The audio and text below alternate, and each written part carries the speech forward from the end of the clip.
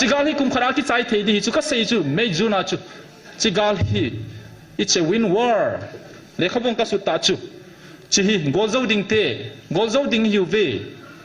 kamu chen chula pathine din piu chula apathin pau ki kan choma hi le galzo sai chu mem galzo su gal ki chai ti na hi lo chu zan hi la pu pe sin a sei hil khat anom phai na sei hil ga ti le anom be se point hin la a quotation chu ka vela hi le nagalo ka zo pi tai ti thu hi chu aman gal ki chai tai ti pa chu tang slip a hi ana he thi mu te so pe te ho aki pa wal ja sei hi na thu pa tam pi sei thu pa tam pi zonga bol pathina bel ak sei khat tang slip je bo si a chu mun tini sova sei lo din tin chengi sei chu pathina do chu so pi te ho you have no respect for your leaders you are not fit to be leader ke ko ma jom complain hin bo bol jengun koi chom nei so ham direct in phone tang ven ka ti ji hi bon chon dingu te khat ve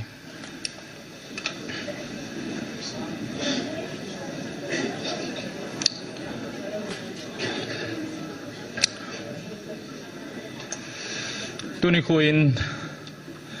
ai hon chilaya lungna chim tain pathin iwa choi theu ven iki pajing layu ven inam mi teo isu piteo gen thei ta om hi isumil po ve jan hi thil so chu vel se ngai po in tunin jan hin nu te ho kangpok piria mi som thumlang ke thong khawin hospital zonga dimin chu tingle isu pipau golhang lalgo thang sing sit son of se kholen sing sit chivain golhang agi sunin golhang hilo hele kilomena jile cha nei ham chisu ka het khile chivain golhang akitin chitabang in kain sei jengin ketilman bi military council ward number 2 saron vengjong chu ahin kho ana chantain tuni khoin ama changa dinga thi hi po in kangpo peria gen thei tho a bolgim tho a pangho zong nam ngai lut na ji apang hiuwen ipinam chu ngai lut ham itia hi la pathin de than nam chu ngai lut na hiuwe chinam he pathin in kanam de than lagawa Israel nam mi te hi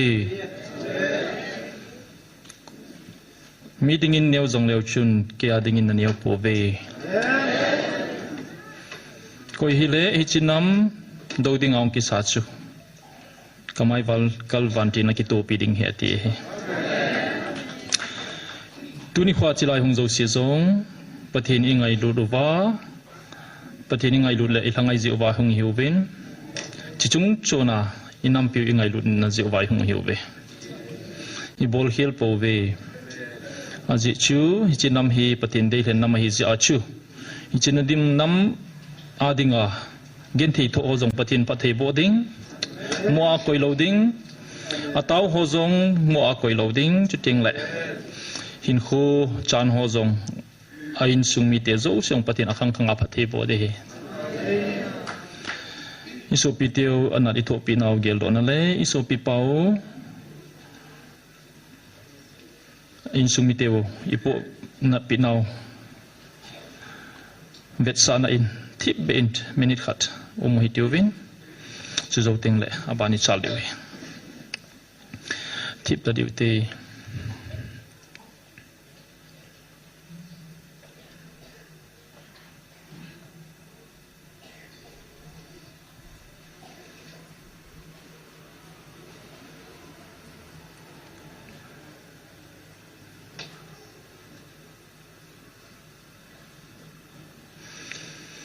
pakai nangin mo tale mi ho noiseta mi tang pi ho kida ta nam neilong siruwa mi hon su chimit a su mol phawa ven in le lo le ka chen gam zo seu su mangding to gona nei la yowa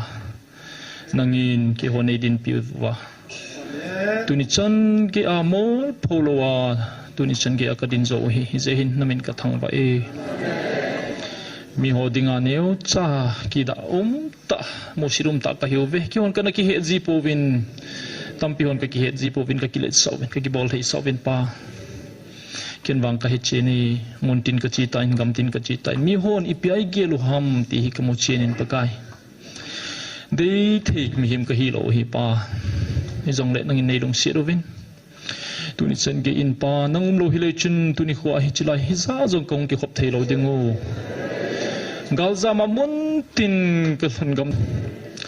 ven tuni kho in kanam mi teu chunga bolgen thei na hi atang hi line Manipur government no ya service ka chan di zo siu le chan vo ka chan di zo siu pakai thing hang ka chan khom pi ho ki hom gam taw be pa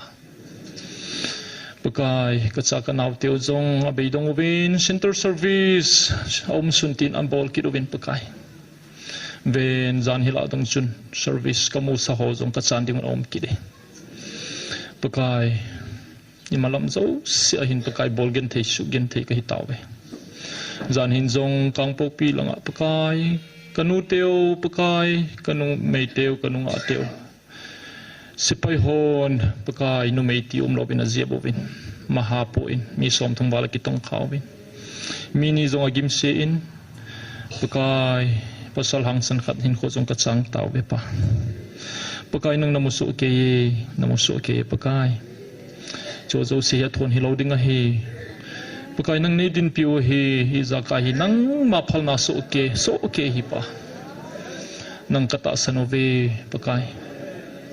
pakai kamit mo je ule pakai ka gen te be se zewa Israel chate jong chu Egypt gama Pharaoh no ya gen te to be se zewa sei lo tin cheng a seiwa pakai mo je le ronjong anop no ba na ho ziu mo nga hi pakai again thei be se jeng win pakai seding se loading zong halloween pakai nang ma dong ma zong kana sei do tawe pakai kasin no ningai dam win pakai nangai dam ka thume a he tim lo ji amo e we ho zong ka taw pi ngai dam ka thum pi we pakai ven panang zal bo hi ke ho ha na mong monga nini zong ka din zo lo diu hi chula nang zal bo hi ve angol penin zong ka he ro hi tuni ka din hi pa tuni ko in nang ma credit pe sanga ke ha na credit ki pe jong tampi kan om ki taw ve pa ni ngai damun tuni lain tuni sun honin pakai nang man namite he pa hilchen nom le he chen sa nom na nei om le a ume pakai chidinga nei din sa hi pa pakai nangin sedinga nei pe zo se do thei dingin pakai ka hung ding ta in pakai nangin ka kam ka lei ka lung tim zo se mang chain lang kanam mi pite hole nang mangai du zo sele pakai nang ma kanam mi pi zo sen tu ni khwa nang ako na thu yeng do di ho zo se he them theina ne yuwa a kitchen den the yuwa ki hial na pen do theina dingin nei mang chading nei kan thane online na pang ho zong ka taw pi ve pakai om na siwa pate boin lang vantil cherup hon pi so ke nang mata san zo se pakai nang ma pi na ka fi so ke ding hi ka taw nai kipa e pa chan phat phane pi izakai na ma khur opsa jesu mina ka taw amen to taw tele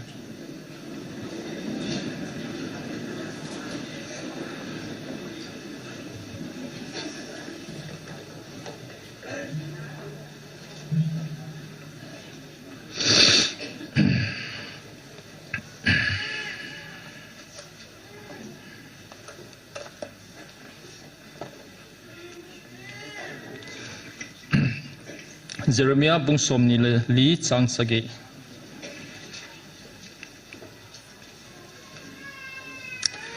Jeremiah bungsom ni li chang sage kei pakai ka hi het nom na lungtim ka pe ding a hi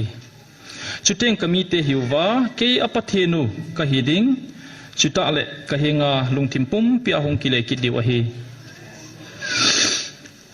kei pakai ka hi het nom na lungtim ka pe ding a hi chuteng kami te hiwa ke apathenu ka hi ding chuta le ka hinga lungtim pum pia hong kile ki diwa hi lung sedin ta chi hi kanung hin zui win lang ken kan sim de ong ka se in zui ta divo Jeremiah bungsom ni lali chang sagi ke pakai ka hi het nom na lungtim ka pe ding a hi chuteng kami te hiwa ke apathinu ka hiding chuta le ka hinga lung thim pung pia hong ki le kit diwa hi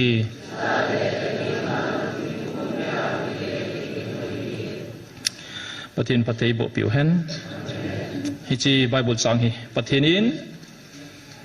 e hong bil naw vai sim do sau bible sang avela kain sima he tulai tain i society wa ki khial naum zingin pathin vil na hi a het no matam tain lam kai lai tok so pang ho ge gein zong message in la ovin tu do chom choma hin dong ovin het dom na lung tim su pathin apet o hitai ku ki zo lam kai ho zo se zong hi chi pathin vil na hi he so ke ovin tampi hon ata sanope a hin pom tho tho dio hi chi su pathin thil gon hi in mi pi te zong masanga adem dem tampi hon zong he themovin a het bebe nom tampi tai tulaya e ona lai ho chu la supaya setani na mancha ho hi tabove pona hi ovin tu chung current affairs i het so keo hi in kangpok pi athil so chu i movin phat che sa a he kangpok pi itidin muna ina mu pam ti hi pathin in them khat review bolding lungge lei pen in sing katin June 2023 galzawa chui ptm pathin lagawin tu ahin sein June gate ni chun chima sanction suknu chung sang thu hi May 27 2023 nia pathenin hagawin nilha apung ko ba ko na pungko makhai chan chilaya alhagaw gilo hin sol ho chu thu hin po sa suknu chung sang tu se sei kha so ke hi avel ven ka sei tain bel sei point katin suknu hi nili sunga ki chai ding he ati hin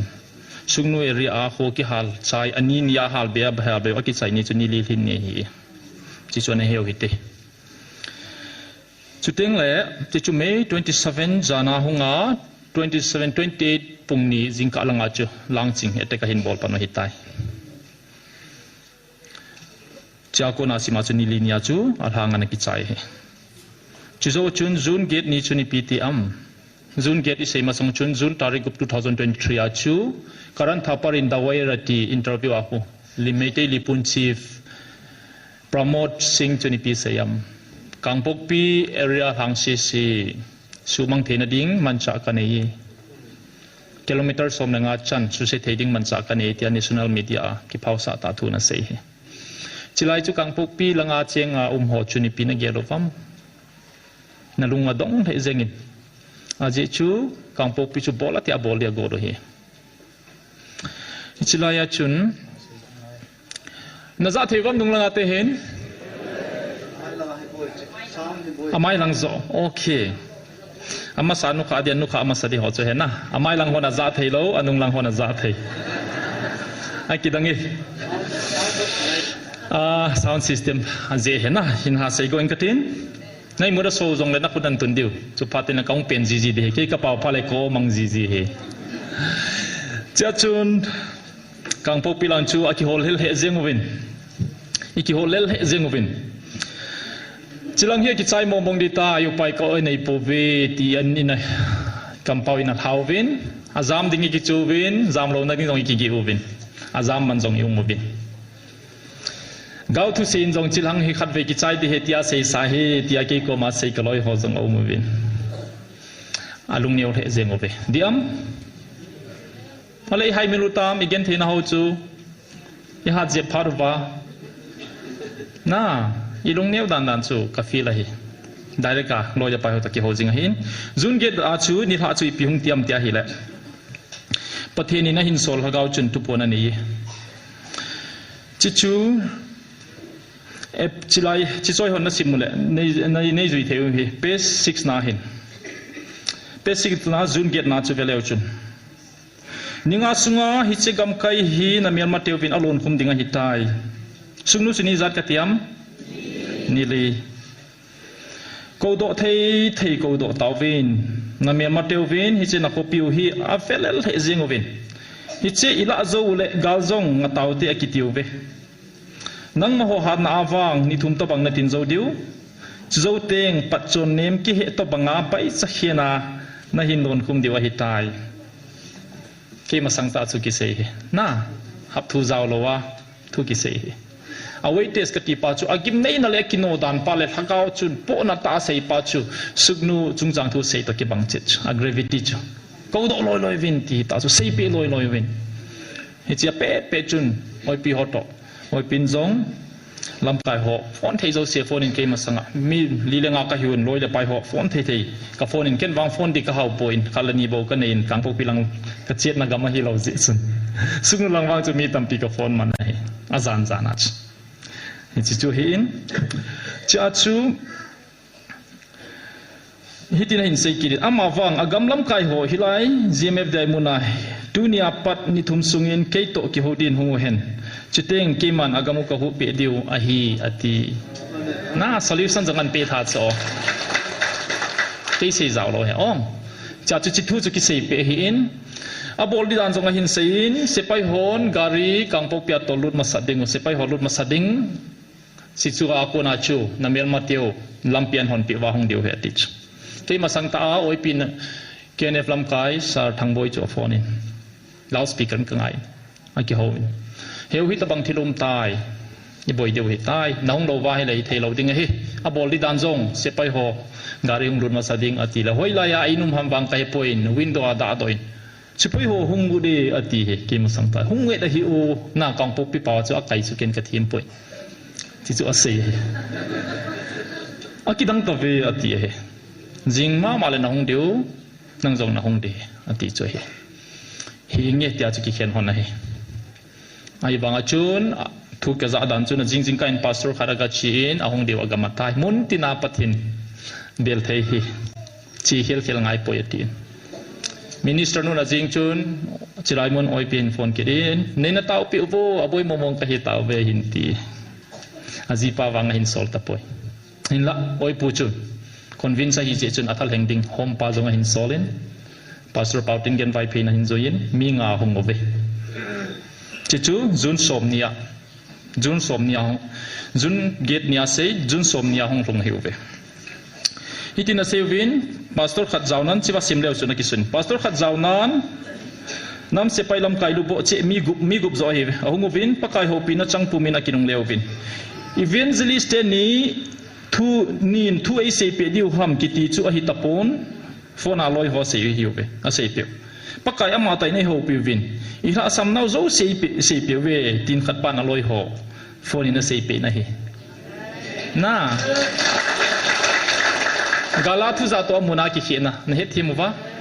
gala chu oi pin thu sei pe wa chilai ki phong hi roban hi de hi sau cho ama zom ai wanga oi pu thang boi chi na chu ama ta hong thei lo wanga chu apel ngam lo beidong mama chu hi mai thei na a hin sol cho na adang ho zong amin pha dan kati representative hin so lo he ama ho bo hi lo he chi chu hin thagau chun nam se pai ka hiu ve na tiwa i ati le na nam mi teu ve na mu te ngule atiu ki thinga lungmon na sanga alungu ling lau ziu ham tia koi sana dots na ako wa pho cho nam se pai na hi wa tia na ho ko ma na nam mi te chu kitar do daum thei ham lungmong diu hi lo ham na bol khilo ve tia pho chichun nang maho in sung le oi sung di bo na gel ta zeu win nagamu hi nagal mi teu ka pe dinga hi tai tia sei khum chu na hi cha chun alai na be seu win akap za ove abon wa ka buchu chapang kam ka be tiu chu oi pu pi de se chu na video ken phabep ka ve de ken voice ko ra ko nai kan ji do si ha na chitni ta chu ka lo ahong diu he ni thum ati nya chu ke ka cho ja chu me somne sakya sungnu thu ase to chun a gravity ho si dan pa chu ki bange ka ti the he amo mi gu mo hi ke ka duties la ya hi ja chu ka zaw talo ai wanga khon nga chu pastor pauting gen mai pe ya ko na details zo som ka kila ki te cross check ka bol je chu atu ki sei to cha chu le khabua ka hin su da he khat pa chun ato na ko ni ahong ki le lu in tola ki zamin pakai hom pa na ki do vo อามินเซปงกติจิลาฮิมิมยองกิโมพาพาเทลอยโฮมปาฮิเตเฮเจงอเตนะปะกายกะจนสิตายเนงไงดามินเกจนเซจอากันัมมีเตอากาเลลุวากะกัมเลสิตอุกัจจันติวะฮิเลวางฮิวะกิซัมเดนตังอีโทกิดาตังเอตินอะไรจัดตายอะไรจัดปาเฮโอยปีนไอเสยเป็นกิทุปีมาดิงหินนะอะไรจัดจนเกเอโกเลพอดีเฮียอีเตียนสุอิงทำกันเฮเราเฮอากิสิดันปาโจ gravity เซนะเฮนะอภิงท่าฮิตาโจนะน้ำเสไปหัวมิดที่ลงอาจิลายปฏินังอากิตุรุดากิ surrender โจกระโจนเสียทีละพิงท่าอากิเสียทีไหนสินะอภิงท่าซาจงหินันเตหิจงเลน้ำไงดุนับปาพิงท่าปกายงี้บางตาเจดินโจหิจงเลวที่จุดอาลุโบเสียสิหงนาทีเห็นหิจงเลปฏินินกิสิปุมาโจสันวากามิเตโตปฏินันเบลเซอุวินกังปุกพิงดิสทริกจูปกายเวนบินานาจังเตาเวปฏิโลปิเฮนอันนุ่งสิวาจงกังปุกพิอากิบังเปาว่าบันบานาฮิตยาจุดเตานันเอดิงาอันงอลเตานันดิงหัวเสียวะอาจิวหงหงปฏินิยาจงชูน้ำปุ่มปีลำพิลาไฮเวย์ลาอันงอลาเตาหิวเวน่าฮิจิชูปฏินาเบลนาวปฏินอันสระบอลวาหิงจิฮีปฏินินอินาจันดิงสาวอินาเวนปิโอขัดจุปาติงเลฮิจิไฮเวย์หูกาลมิเทนทูเซงอาจงอ policy กิบังฮิจู Federation of Civil Societies ฮอชุนปัลเกตุมุจูลำกาฮุงกโลปิวโจอากิกอนดานุจุนมูว่า press release ฮอจูลำกายเสียคูเซนาปฏิทุนโกฮิบัจอากิกอนดานมอมจุกุปัลเกเตเตดิgovernment นักข่าวนุ่งอาจงกิกเตเตอฮีจิไฮเวย์ขับไปโมดันจิขับปัลเกอุว่าจิไลน์หัวสุเทมุเลไอหอยตอนตลอดดิวบัจลำกาลังฮอนหัวสายฮอนจิลังคนนับบอลมานาเตกิงเตกิงดิ้งแต่กิโมติจงจุดดีเบสเซลอย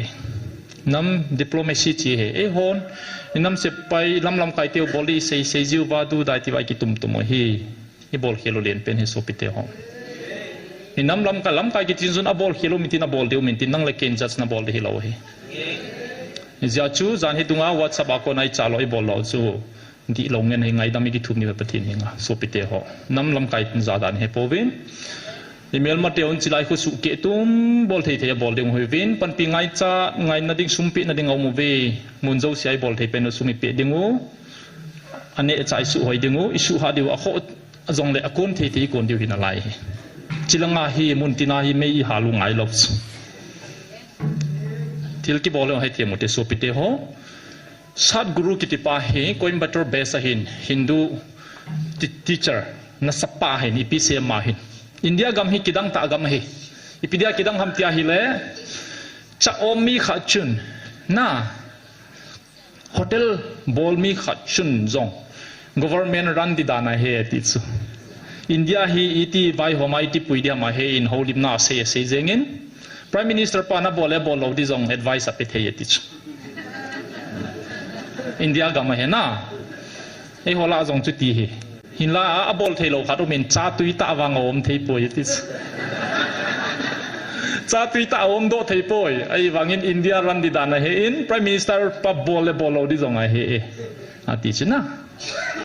จ้าอมบิตามุเฮมิลาเฮสัตกรุเซเฮลำไก่เป็นชุดดิ้งเกจสิเจหุดดิ้งโกตุหุดดิ้งนะพาดมันสาเฮอตรงโลเป็นจุวัดสบายเอวเฮไอ้ที่สุดที่ท้อเฮปะทินเตาน้ำมังวินลังลำไก่เด็ดดิ้งอินซาดวินเตาตามที่นักกิดงเลยเตาขากาลกิปราปดาลำไก่ดิ้งเตาเขาเราต้องอยู่ไม่เทนอะไรอยู่เฮลำไก่หดโตดิ้งเสียวังไว้เกินวังพัดตินากระเฮตินาเฮลำไก่ขัดวิจังกระเด็มขาเราเฮตัวนี้ชนิดลำไก่หาดันกระเฮน้ำลำไก่เตียงลุงเสียลงมาเฮน้ำเฮาโซลำมีไก่เดินโนมาการกิมูใหญ่กว่าหัวปีพวกกระเด็นน่าพวกเก็ตมันนี่ขัดเลนี่อยู่ตรงไหนก็เองเสียจินอะไรเกินก็เองเสียเราจงเล่อมวนประเทศนับเบียลโลเปล่าเฮกับปุยปีอาตั้มจะหอมนะอาเบียลจงตั้มพิมพ์ในทุกสิ่งขนมกิน small minds talk about people big minds หินเซมาสังเก small minds talk about people average minds talk about events and big minds talk about ideas ทุกสิ่งขนมนะมีลุงเนียวหอนมีเฮมมาปุยปีวินมีเฮมทัวเซียววินอาลุงเลี้ยนเจ็บหัวชนทิลโซจันหัวเซลวินมีลุงเรียนเป็นหนวางไอเดีย Donggel til boldidan tu seyobe. Tulai wat sabai tu seyo ko betangbo. I holim ngau ko GMFDIT. PS. Na KZC chicho mingen ni boy piwe. Na milung neu te veti dong na ki heduti. Chicho hintin chukit pengle. Tuni koin. Apoy motil khatau me pathenin vel sei ngai hi jong le vel sei ngai de din mo neumen chichui pi ham itia hi le chilaya pathen vil na hi pathena kon mong hi isan ge ya het u vai het thim wa ipo moham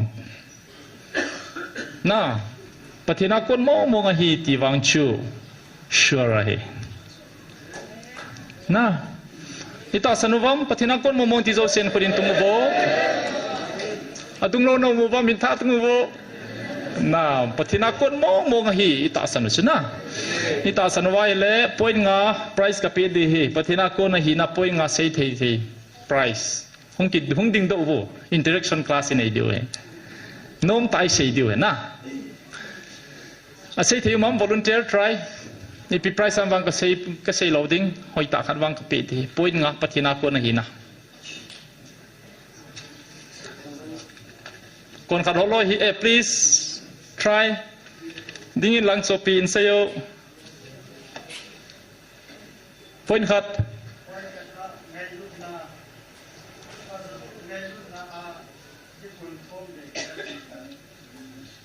okay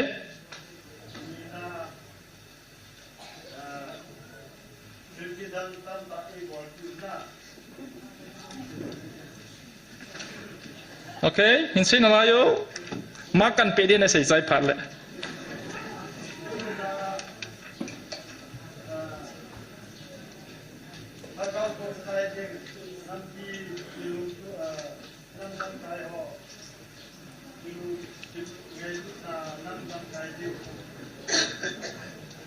ngana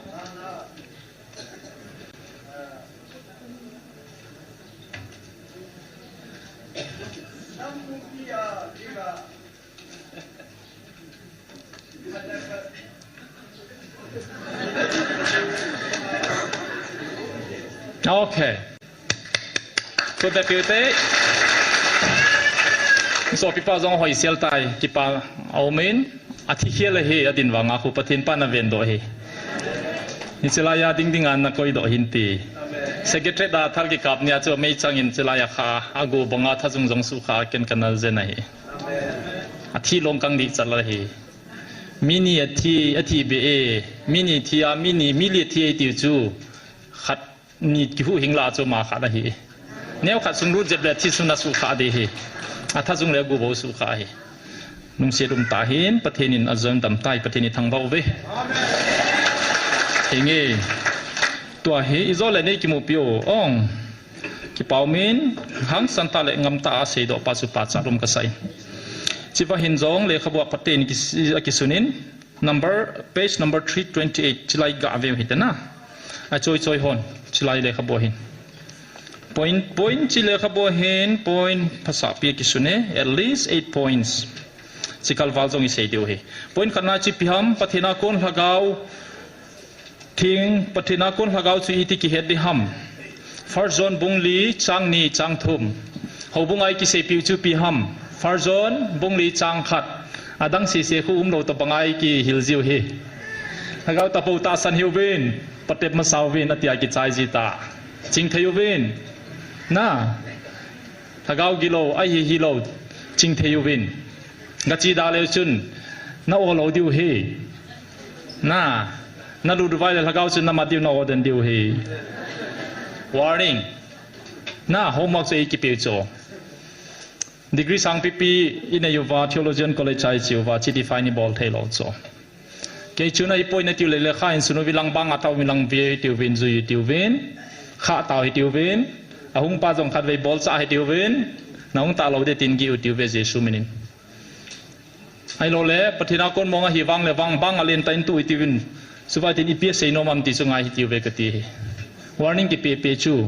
di lo hi soma khat na ki pe wa chin si chen pi lo wa hi le ka I thim chu Eloham. This is the Xiaomi 15 Ultra, crafted for the extraordinary few who demand nothing but perfection. This is where the pinnacle of mobile photography meets raw, unrelenting power. The line between a phone and a camera, gone. This is not for everyone, but just for the chosen ones. This is it.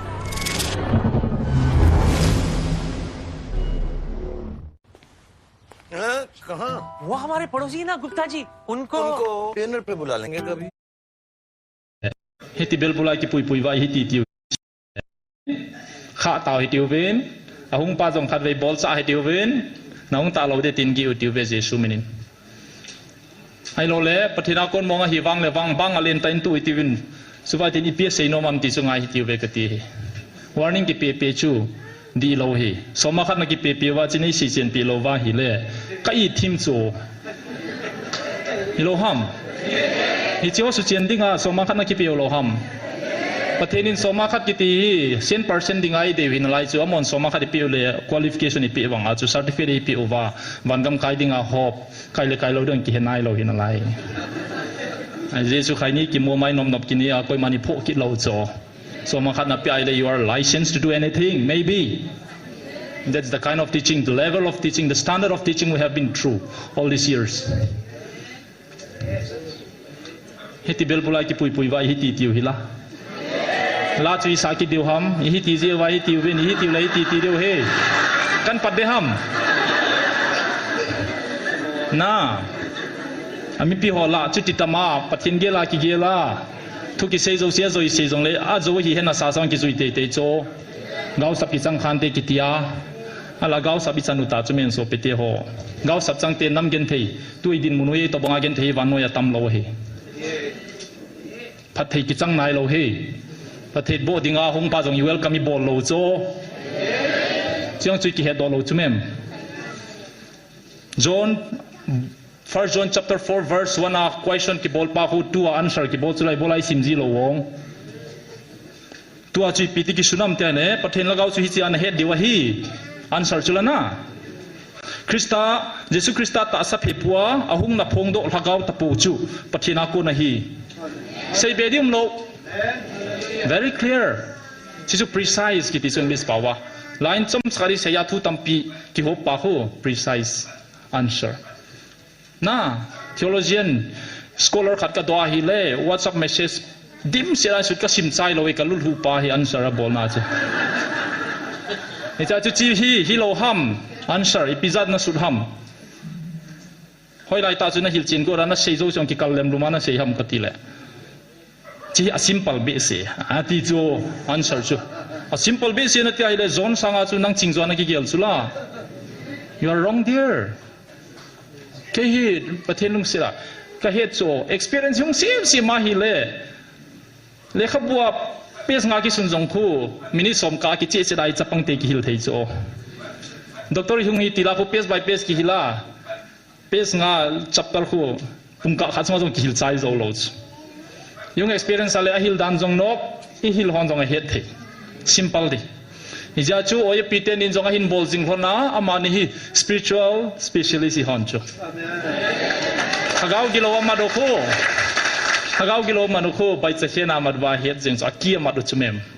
Abai dan kuna kyong to ga pati dekat narva je ga kut ki thinga hi. Ai wanga di thau so. Ai ki cha thau hi. Na hichipi chu pastor khachun tok so chu bible ki sei tabang banga tawng kadam pia ka khut ka ngaba Bible ka zui he ti cho chi hi ai banga doctor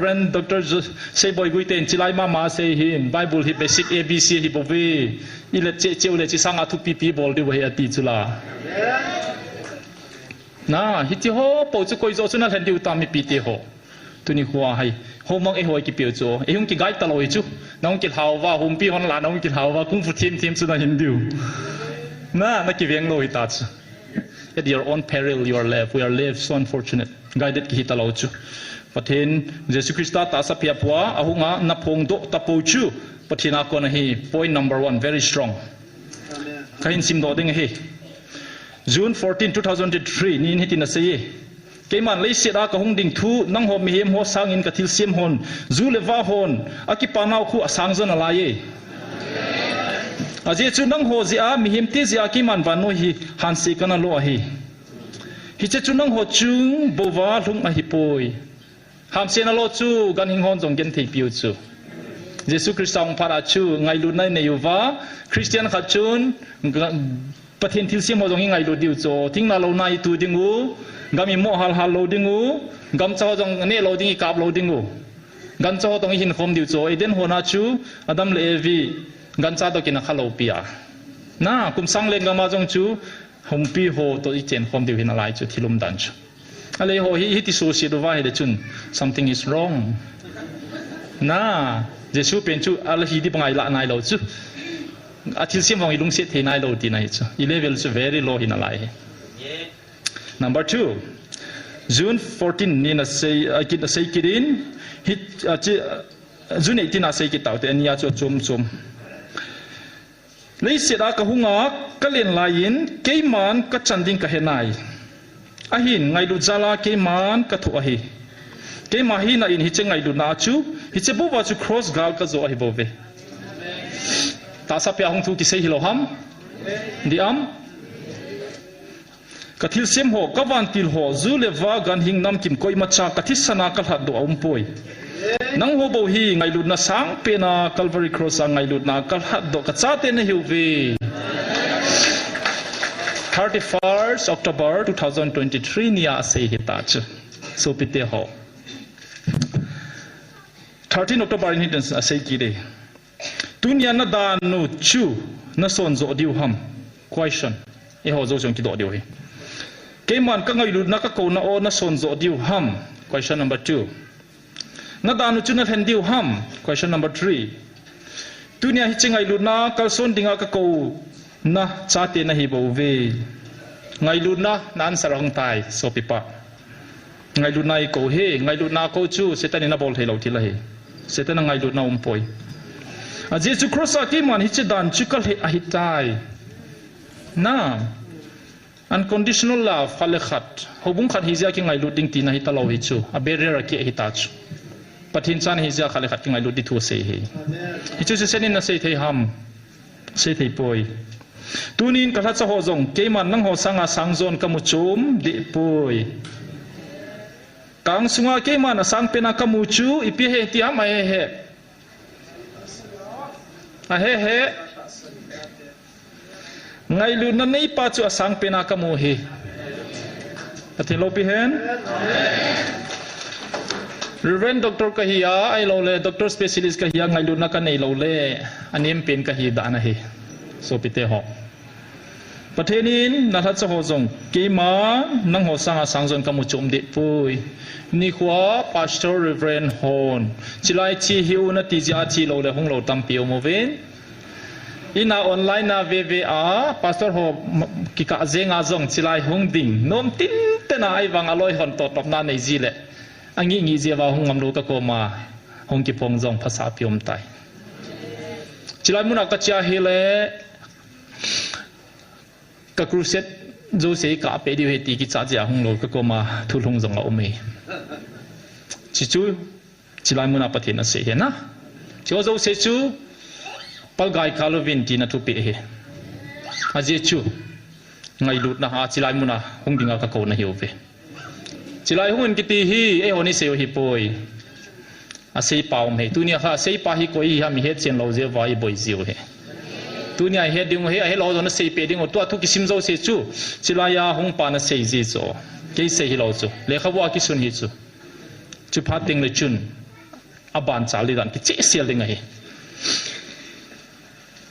hi chiwa hong pa hin ke ma ha chung nong alpha le omega hing jing na pathenu ka hi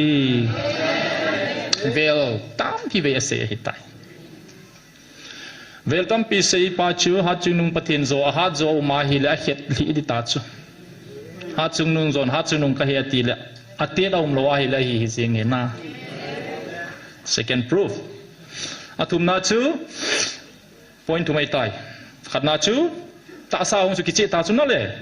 ta sa hong chu thau ida phon do jing chu la cross ka thi e leisi da ka gen thei tho jong he sa sang ka he ti ta chu la ta sa phethu se chu mem John 1 John chapter 4 verse 2 and 3 he diu he ong ani na chu alpha le omega ha chungnung pathin ka he na pathinu ka he atia hi le I pathinu chu ana hi in ho jing pau chu athum na chu wantil gilo ho jong pakaya hi anom na mang thei Psalm number 24 verse 1 vanoya leisit asunga omzo se pakaya hi leisit le achunga chengte bon chawa pakaya hi thil ho jong azaw tha e chilai thagau gilo ho na pathenu ki hi ke ho dinga jong pathena hi e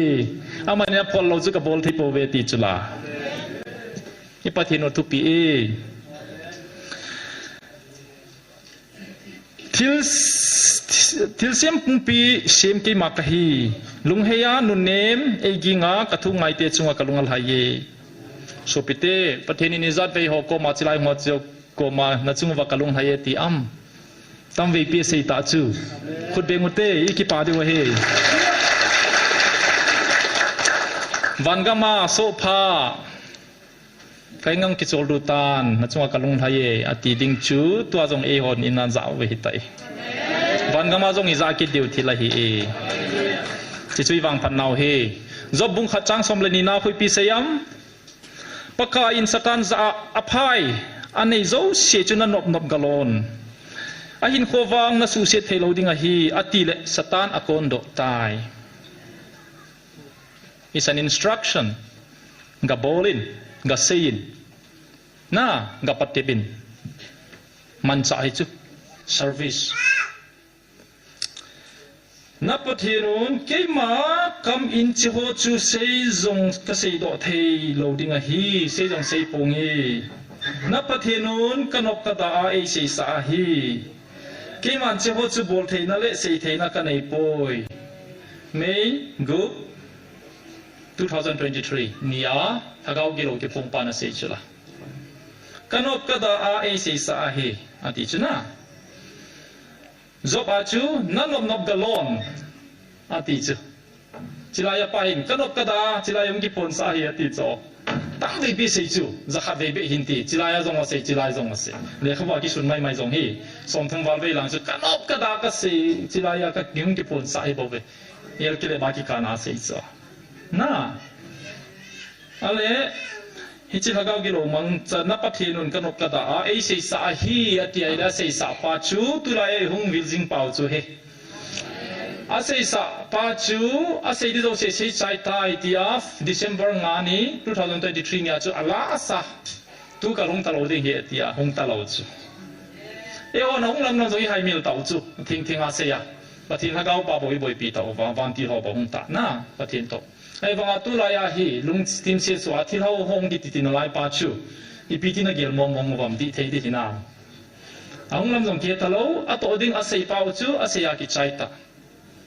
job jong chu satan permission ki pia bol gim thei jana bol gim saya azol el pha da I pi ti vel kon talo chu la a vela job ga su boi kha talo chu job chu thak thei na gen sang ta na Achu dunia he satan thagau gilo ho he pathenin amang chat he yati proof he ipiaman chadinga iti bowlinga se ham thagau mang thai holdinga in sol lo pi cho chilaya hong se do chu thil ngai poin hichigal hi itabangal ham ipilung tum nia chigal ki bol ham koi ki involve ham koi ni pia dei ham ima zo se cha jong kisuna a kisun lo jong video record hichu hicho zo se chu audio tape August 5 nia ning kuma de tol pa chun athu se ho chu hung kilik do a se ha ai honi za pa tu ya azun la ya chila ya apathin pa na se chai sangen thil boch ato gon zo se se pe hichi se dinga a hung sola achaya chu December 5 a chunung solta na zan hiai so pipao om te a hung chuna pathinin ko yaman taong tu a aizola ko na hung te chula ประเทศโลปีเห็นเซตันจูเวลนี้มันโลปีสุล่าจบแต่ปฏิบัติงอากินกิจใจเลยกินุงเลยอาจบทำข้าตลอดสุล่าถ้าเขากิโลหัวจูกินุงโซลาท่านเองเอากิดาหาสาหิจูตัวฮีมาโลอบอลเทดิโลหิจูขัดเอเลฟันตาเกวามาขัดโกบรอนจูไอ้วังท่านเองนั่นเองเราปีจูฮิจิจูอโมหงดิ่งพัลตาโลมุนเทียงไอฮีDecember 2 ni azong chu chilai muna video ka play go chu I het them mo be se je wa chu video ve mo mongotin ayel ke lawa ki phone pa thu se ho chu tha ve lu ti imu kha lo YouTube ang lo chu tia ka play go ra hi le pathin pa nom ta lo chilaya ka dina chu chilaya video track sound track cable chu di thelo na boy pi le 15 minutes na lawa ahung hi thei tai na tiu wa 11 ta kef su kan so a ke vel ni ka chi ta Maharashtra lot siwa namun khu ka hin vet sa go na hiu cho chilai ta chul hangau vil na hunga athu dang ka sei ta lo video kha jong ka play thei ta lo chi chun pivet sa ham mo umum thi le lo chu pathin lagau ki pong khalo a hunga a sei lem hoin anop nop mena ki ponu vin anop phating le a det a fix pi ve ti an sei lo ki ro hita chu a je chul hagau chun ka hong ding chu ka hong sei sa go da mi ka hin Gabriel ka hin sol le na la po ve ti cho chilai ta chu evangelist te chu ta sa thilana boy hi chu pathin an ready kha lo ai wanga ta kitip na bunga hungdinga god him hi mahidana sei akidan dan chu chinia chu hola cha ho taw khom jingni hintin ke chu chichung chang thu sei ding le thu sei ding ai ko je wa chu hil chen ding mi dim jeng hi chu phadanga chu silai ka bo dim jeng a chinia chu ipi ki bol le le chu mi chu za chu di moham kalung dong so pathin laga hunga video khat cha ki play lo chu ka taw chu silai pa ka ipi na bol na ham ka ti chu masanga chu hung ni kho det das ma sei ji china cha put lo he lo wa khat in nei pa hong thei lu da thakau thu po na mai thu po no me ti ja chu I market play to lo chila hi chilai moni mun thing hi video phalo ho ki play na di ta poi ti kalung kela seis hi chi se na sa tu ni puwa thil ho ko bru siwa ho hon ti la tu ni khona vel sei vai la pathin na gau sap de he chi ka sei de na tu na cha khanga gau sam na chan deu hi aje chu kumni sunga chi je na phat chi sa thu ti sa ho na pho wa hi le gau sam na ki chan deu hi ki he do vin na ho mo sei thei ti lai poi chi lai thil hi 97 lai I bol nau thung ki sei do ho koi man vet nom lo chu lam kai ho jong kina ki tau te ti nai chu thu ti tha pho ti hi I he lo chu to category khat chet na hi bo chu chin in sei ki wa hi le thi ha ki ho lo hi Jahin tu ka point sei chenga jong hi pathina kon hi ki che sel ta chu na pathina kon ki che he ti da chi thu sei zo sei pathin thu sei ti na hi chu chi tu ki sei zo sei sim so ke dingu lam kai ka hi ti on jong pathin lung gel het nom vai na sei di ho lam kai on jong pathin o ka za no men ti le chi hi ti hi pathin o ka ti nang ma hu hing na ding le ho bung mi te hu hing na di bo ka sei hi lo hi nam pi hu hing na ding ka sei hi inam pi hi ta sa jong hu hing na chang ding poi mo hiu chu hu hing nei chin yu ma hi thagau hu hing na ta sa wing na ke sermon bol ka hi lo chu tu ni hwa hi na sei ji vin doctor hi la damlo ki vedin tin cha khui pe ga bo bom ti na se ve ka he na he ku ki zo ka ti jong le ku ki ti lo wa ti lo jong no me na nom na se koi ma respect na pe lo pi chu sei thei su thei thei ji na feelings nei lo ki hi lo chu ke chi wa ka din hi kan no wa din ka hi lo chu pathenin ei ngan se ja chu oblige ka bol ni pathini ni bolai ngan siama te le nam ka ngai lu ni chu so pite ho ngam ngai lu ti hi chigalum zo para ka nei hi lo chu MBBS ka simlai pat 11 12 ka hilai para kanam piding IP ka bolding ham mi nei noi siu ka feel so MBBS ki chia mi hon naum chima agam a state an kineyuwa ei asu samlo Manipur ka hi tiong za cha rom adu da na icha naw te ka tu ka cha te na chan de ka nop lo chu pathen ka lung gi la het hi ima hi zongling chapang chai zongling inam piding wa hi izat ka bol do am ti hi kisei phate hi deu hen alis le khabu khat ji zo khop the hi ta ch kaloi ka pai ho la zong ni ti ai lung thim se hi bo chu ki til ho te hi lo piu chu mo chi ho je alung neu di ki le chiwa ki ding hi ve ta chunga pa ki ve a nam hem khadi ha hi le mi za thia hin kho man ding hi mi ho noi sia inu mei teu mi hon ki chep na ne ya no mau mi chu hin lom lo hi isa te jong gampa ma chiwa ki phalam do do ra hin kho manwa min vietnam ta ho chu na lai na lo ham pathen hing ki ho wa ha chung nung pathen ka hoi ki te bola vai cha de do ki ma bol thei bol moi bol ham muntilal hobung sang pipi ne yuvin tam pipi kror ni sawin ipi bol ham ka heta poi so piti ho zia hi na nop sei ta hi yuvin so piti ho zia hi tuni khwai ibola ku ki zo ka man ham til lam kai hon ku ki zo man di ti zia ka man he simple lam kai za ding he nang ku ki ngol pia zo mi ngol pia I macha phadi lo pich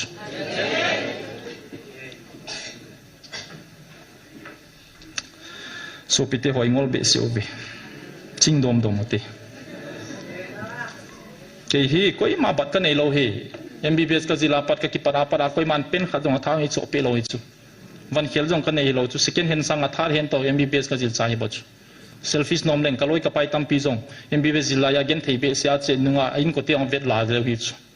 MBBS zil chu ha hi chu ni le sa jong hoi ngai chu ka nom le ka selfish te chu tu ni kwa ka nom na ka wa the chu in the low car ka nei ta chu pathin lung se da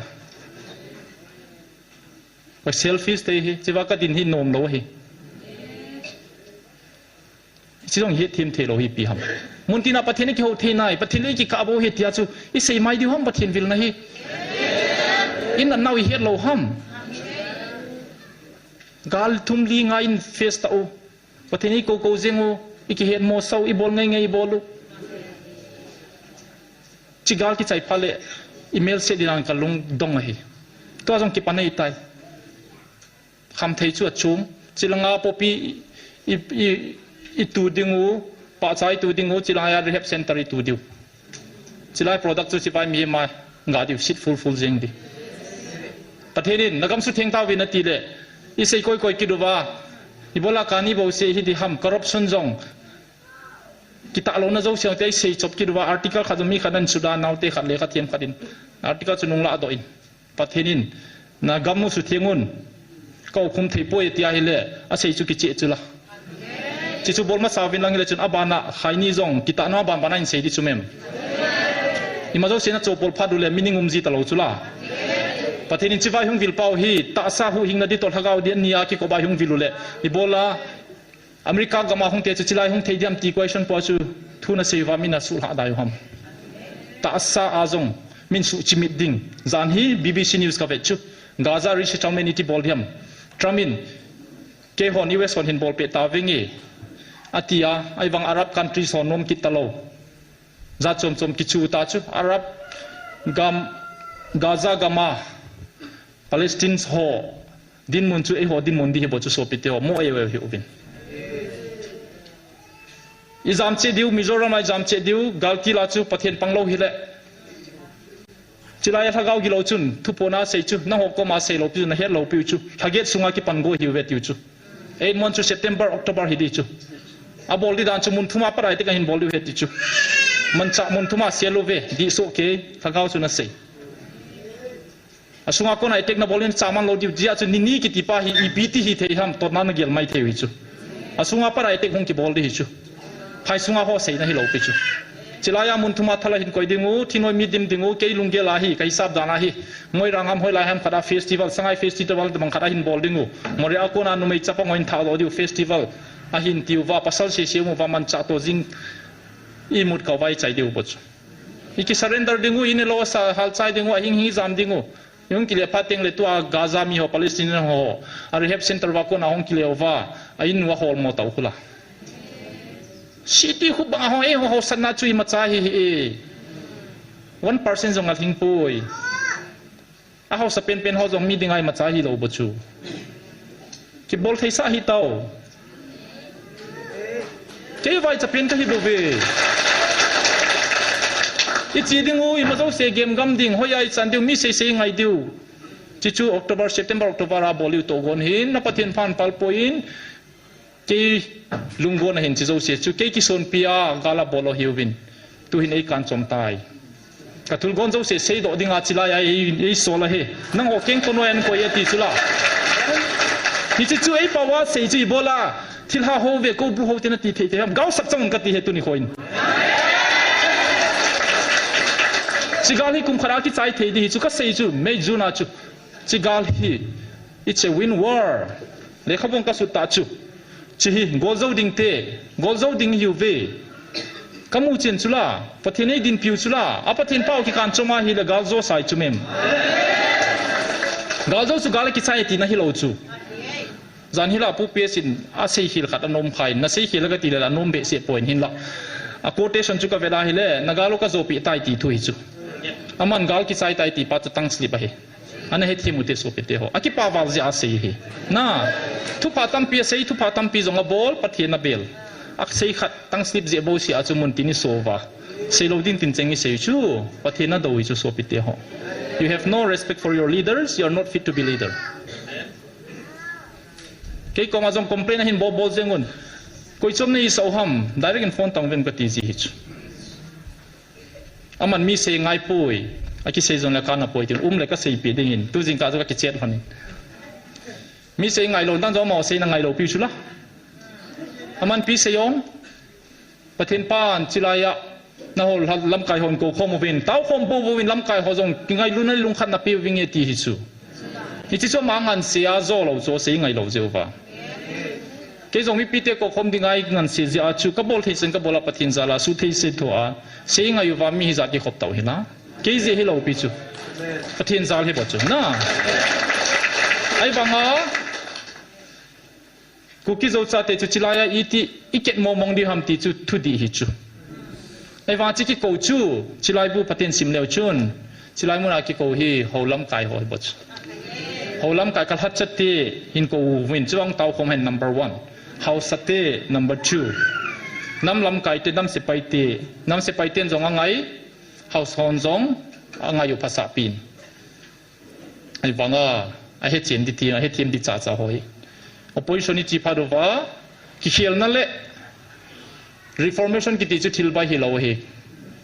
koi ma ki khel nom lo he yu ngai ngai ki nom he hi ja chu pathina ko nei poi a hi lo veta diu te ti poi ki le le pha chi manga ni ta chu advantage ki la oi bo be iki hi hi lo hi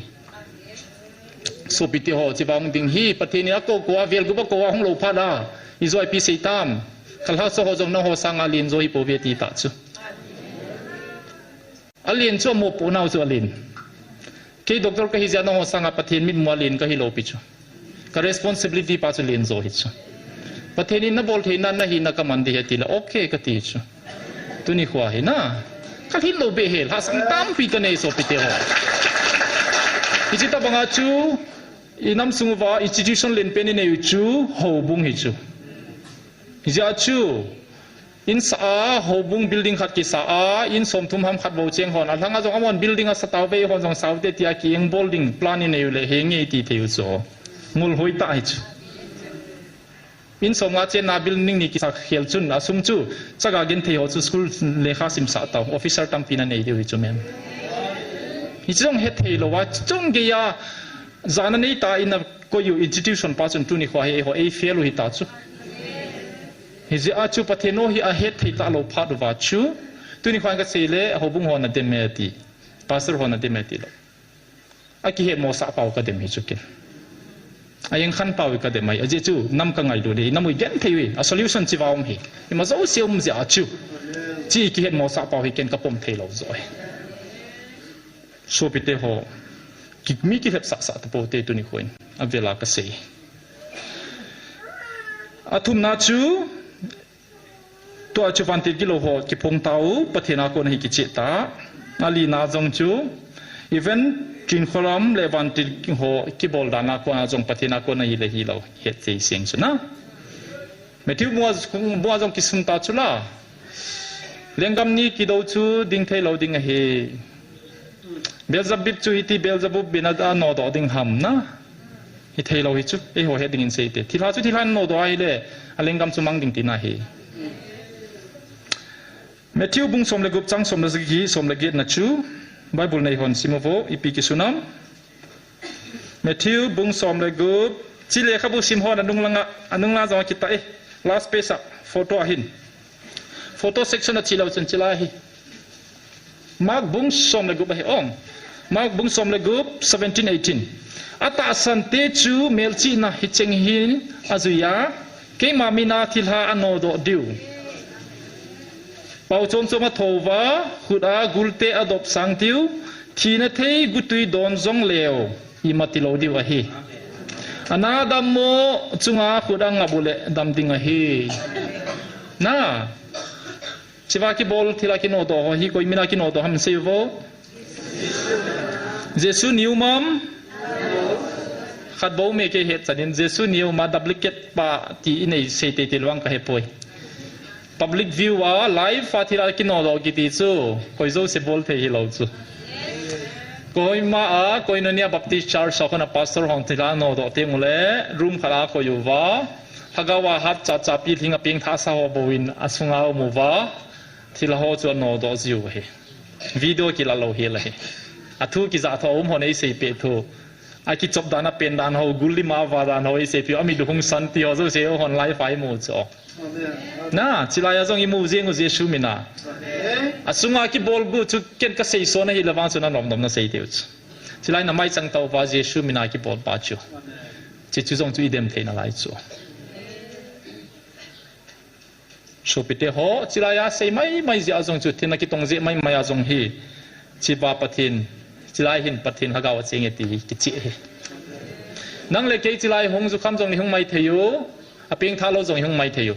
chilai thil ha pot pha le ko yam khat chu atham pai ki ti ki sei khalo chu kidang na sauwa ibola mi ho chun thila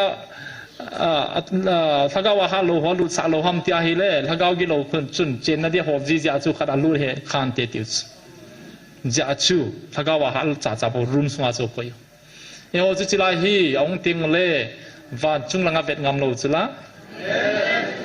na chem jam choi van til khadau me ko ka tu sei pira jong ka chungau ma hi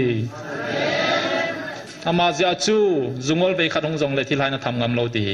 chi compound se hi van til ten bu sa hiu pe chung langa si te hon jong chilam pi ya zot jiwa ka chi ngam ta po be van ti lo me tiu chula ama ma na ki ponu chula so pite ho I chan lom pathenin ipi example ipe diu ham ipi nga na layu ham kewang kalunga donge point li ka seitan point nga na chu pastor Elvis Neller hello yom lo diu hiu be chima sang chun chil hagaw chung sang thu ka seina chun point li na khat ka hap no min ziriba ma mel he nu me le chapang ho thina chung changa hi ki hal talowa thing hang mi chona chonova avui thova icha vui na wa chu arambai tengol lamkai robin bangang jonga chi a thu a sei chu a se ya chu chiku ki zo chate ho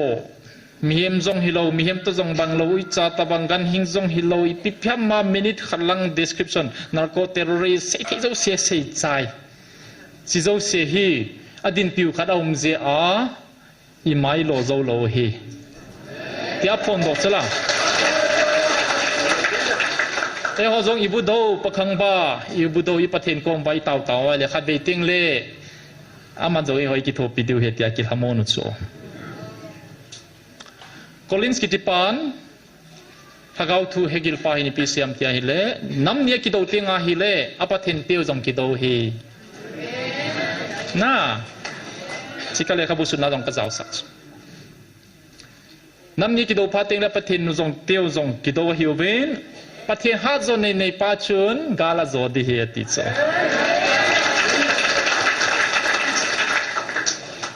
ni ja ka gelzin ni ja ke mei jun ha chu gal hi zo sa he gol zo ding te yu ve tiang ngam pila ka ki sei ta gal ki chai wang ka ti kha lo chu na we are fighting a one war gal hi zo sa bolo thailo yung etek phau le ki bol ji ja ki pang na hi bo ve iding zo ve hi china sam dong su ha e ning kum lai chu nara seina na sata inan phuki go ven niget jen ki kap na la me chang thilo na so pen chu nara seina ki kap to nai moi rang sa niget ki kap wa aniget nya chu me changum talo chu dindium talo dinadium talo lungdon mana apu thei ho khat alien sauwa hi la na cha chu holai ta ga chu khain tin khat honong zamu chilaya lam kai pan ke sei pe pathini din pi momong e ti chu now le kein whatsapp azan khangai se ya ga kap ตั้งที่คู่ขัดป้าเดียคนมวยลังบอยไล่เดียจะมวยเรื่องอีจานเดียวว่าไม่ให้ตอนนั้นจะไล่กิอิสานอิเชฟอีบเวเวลส์โมเสสฮิโอวินปเลนจงอีจานเดียวฮีปเลนสัตดาชิวว่าจงชูไม่บอลินัดบุบเฮหัวมุทเฮปเวไม่ทะเลกินโปเลยมุนดังก็โปเวจิลายฟอนก็ลองจีฮาวินดังก็โปเวเกี่ยมเป็ดจงเลยตั้มเวปีเวนเจลิสเตหินโควินตาวนั้นกิทุ่มเป็ดจิวเวอัปเดตจงชิวากิมุจีฟาร์เซนอากิสุขามจงเลยจีในตาวเปวินตีช่วยเซงิสุปิเตหอมุนดังอาจิสอมปอย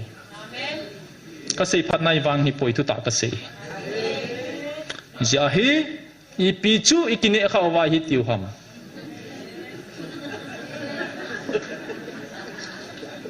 น่าอิจัดเวลมสิปีไงอะอิจัดเวลมเกี่ยงอิจัดเวลมก็เป็นไงฮัมเกี่ยเลขาจีนตั้มปีกันในตัวไอ้ใจน่าเตดุงเลขังก็จีบานุก็ใจเทโลเฮกันลุงดูดก็องงอนปันเนี่ยก็ตีเลยประเทศนี้เจริญนั่งก็ดินไงตีจีเลยก็ที่ทับปะจีดินนั่นไงฮีอาจารย์นะฮีจันขังข้างโตจีตาโจที่จงฮีบายฮัดเวลาก็อินบุษโซจีตาโจตอนนั้นฮีเราโซปิเตหอเกี่ยไบเบิลสามวันดิ่งเอาองค์ก็ฮีเราปิจูmathematics physics banga physics ka hi tu ni khai physics bol na he ti chu kalung ke langin aji chu thil so ho to idin mun pau hi la khom kai khom pa hi pathenin het nai pi pa hi chi hi ei pi pa hi sei dinga khungji ka hi bach izole pastor ni sa kha le na hi lo deu hi tu ka sei ho jong hi ke ma chi na ka he di khat cham poi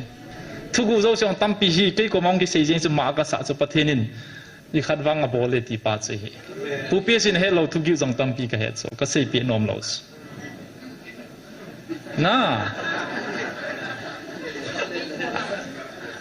ฮีจงเลยดานินเกลุตนะนี่จู่ฮีโซปิเตอน้ำวังพาวฮีวีอาจิจู่อีซัดดีกรี medical doctor ฮินาชุนเลขาซิมิน%ตั้มพิลมินไม่เลยฮอเลกอลฮอเดียเบงกาลีฮอเดียคู่ดำเราต้องขลาวเลขาบุยนาซิมามักสังตาตามูโกตามุโจ practical thing hintin medical กิติจูดำโลนาโตข้าเราละดำโล pass นึงว่าสังปี% มัวดำโลมีอันจดนมโลมีดิมเสียดิโจอันทั่วบัวเฮดโซเกยว่า applicable ให้เราโจดำโลตัวกิน direct ดิจันเกยจงเฮดเราอย่าเจจู what round practical class เอาจูจามเจงโจเลยข้าบอกสิม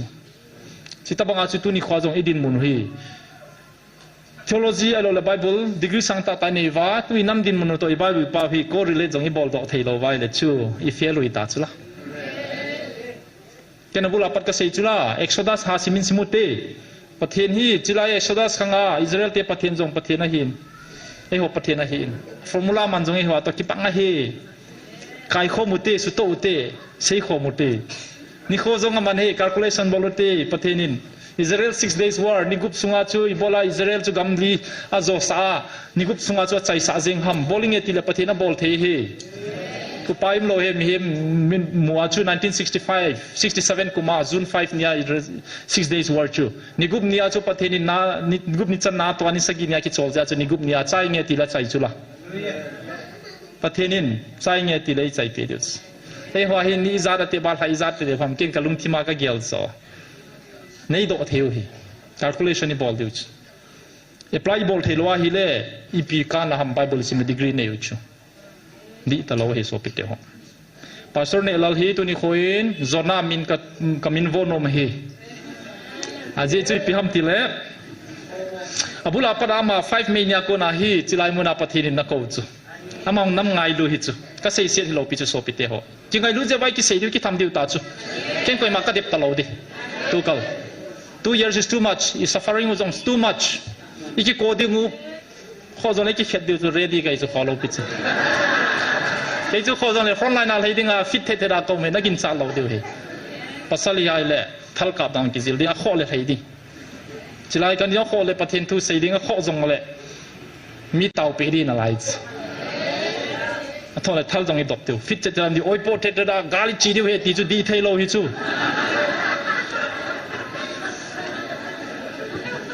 giờ chú oi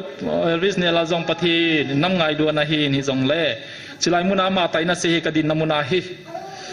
bát hi này cái tao in chi bát hi na ko na hi lâu lệ pakai na ko na hi lâu lệ tip sa than hagaw gi lo pai ki phone tha sa in ka ti chai che le thu tha hin sei jeng ya ti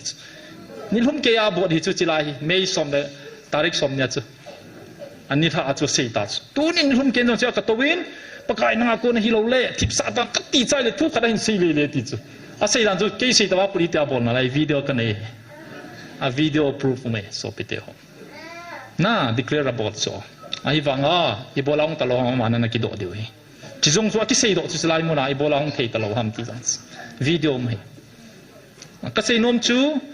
ingai sang pe noi pastor panjong pathina ko ni ti chu an approve ti chu ka sei do no me hin la a hin zom pai kit ta poi May 11 ni 2023 nya chi pitiam te May 10 nya chu pathin lagawin na hol ha chu sin pui khom win hen pui khom lo win phala ta poi ti chu pressure sang ta chu zana kal hi wa lekha ka taw ba abang kom le hoi pu zalman mindinga ka taw se ngai zep diu ham tia ken ka draft zi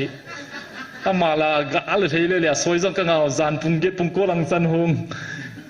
ei pau tho se u thang lal ho loi ka gan che ken salang pau koi se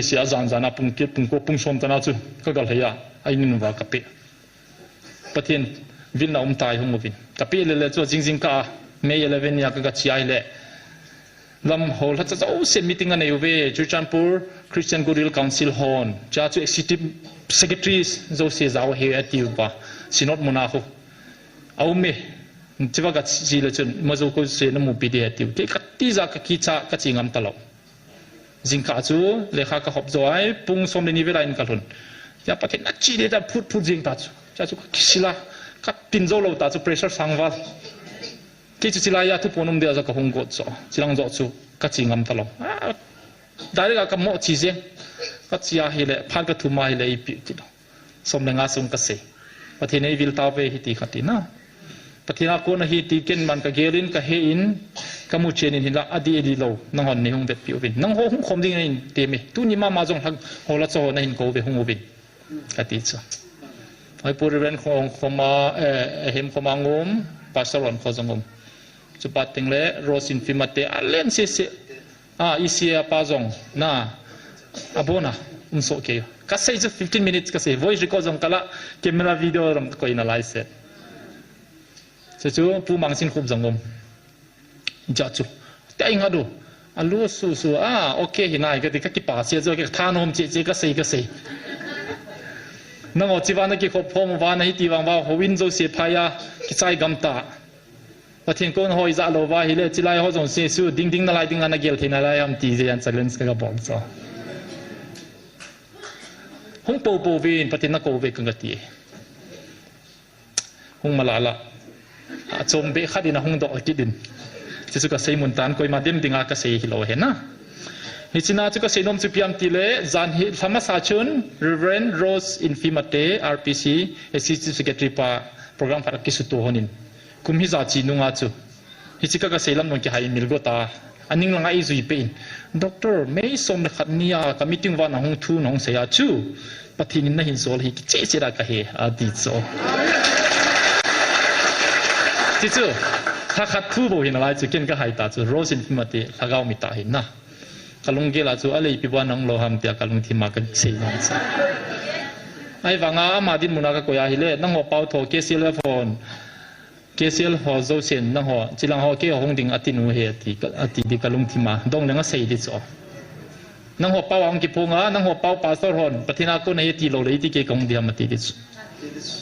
so alung gela alung answer dong ken ka ki he cho ai wanga agil chu pathin nan so lai chu che tan chini chun ka he ti chu kumni zo wa sei kumni hing zo ding ko nai na sina pathin vin mo mai ti na proof ka ki ta chu na ja chu pastor ne lagzon chun chiwa phon ngala hi le jam so be se tai hongin ka tep zin na hung ta poi ka ki ho to pon ka ki thu za jing na ve hi zong de pathin hinga a hit thim da ding ka taw pe jingin Reverend Dr. Gin Khamung ki ti pan jong chun mei som leni chun som le khat ni chun chilanga hong lo in chilai ana chin kyang ka tep le kha ka pi ji chun ni lain message sain lain pathina kon momong hin ke jong phathei bo ka changi ka ki pa e tia message sain kha ama jong zo pau tho Reverend Dr. Gin Khamung hi pastor zona ki ti pa hin cha jong pathin thu vel ni vel thu ma sei tai na KCC pastor hin ka he ขัดเวฮีโอเปอเรชั่นบอลดิ้งอากัดชิโจเวนสเดย์นี่เสียดิจิทัลฮอสพิทอลเฮกลัมปีจีน่าคนเองนั่งอินด็อกเตอร์เฮกินในยามตีเฮงี้คีพาสเตอร์จนาคาเฮคีมันเคนายเลยครับจูอโควาร์กัมูเลยก็มีเทียลงเซิงเฮติโจอาสมจงอาซิมนายพูอินนั่นเลยครับจูคีมันเคนายก็ตีละกลุงที่มาเฮเทนายไปเซิงินปัทเทนินอีดินมุนุยอเฮอินอีขันขดิวจงอเฮเอที่เมสเซจก็เห็นกลุงก็มองเฮเซิงินมิลฮีในจูเบียติโจจิบ้าเสียเสียยังไงนังไงจิโจว่าจูมันปัทเทนพูดเบลนี่ลังองเสียไปนะดร.ดิดิม PHF นู้จงจูเวลนี่ลังอาหงอินไม่ไล่จนไอ้ป้าเฮซิงอินที่หาจงเล่นโฟลินอามันจงมีลีมิงอาหงลงไต้หวันปุยจีน Grace Madam Grace จง Professor ฮิน GBC อามันจงจิเลขบุลาเซดิชอนเกียจวนนัดโจจิงาฮีปัทนาคนฮีที่อากิลโมมงเอปัทนาคนมงเอติจูอามันเมสเซจไอเสียเปียวฮีReverend Dr. David Zote ก็ลอยปากจงอาหิน Anti Drugs Campaign ใครนี่กิติฮีอาปะปุยติฮีกระหังซับยูหินจานี้จงจะนิทวินมีติ้งกันในยูวินอิติปันละติฮัมใครนี่ตบโกกิติฮี Number 4 ดิ้งอาปาฮีอาปาจุเจไลก็ยาฮิเลอดังมุมตลอดดิ้งฮีติฮีเกี่ยวกับเสียฮีนั่งon Number 4ติวเฮโรอีนมอร์ฟินเกี่ยวกับเพนคิลเลอร์นัสเปนักกันในเป่าฮีnamang heroin poison in namang do in chisanga haboi zo chu toba ko eti ka se hi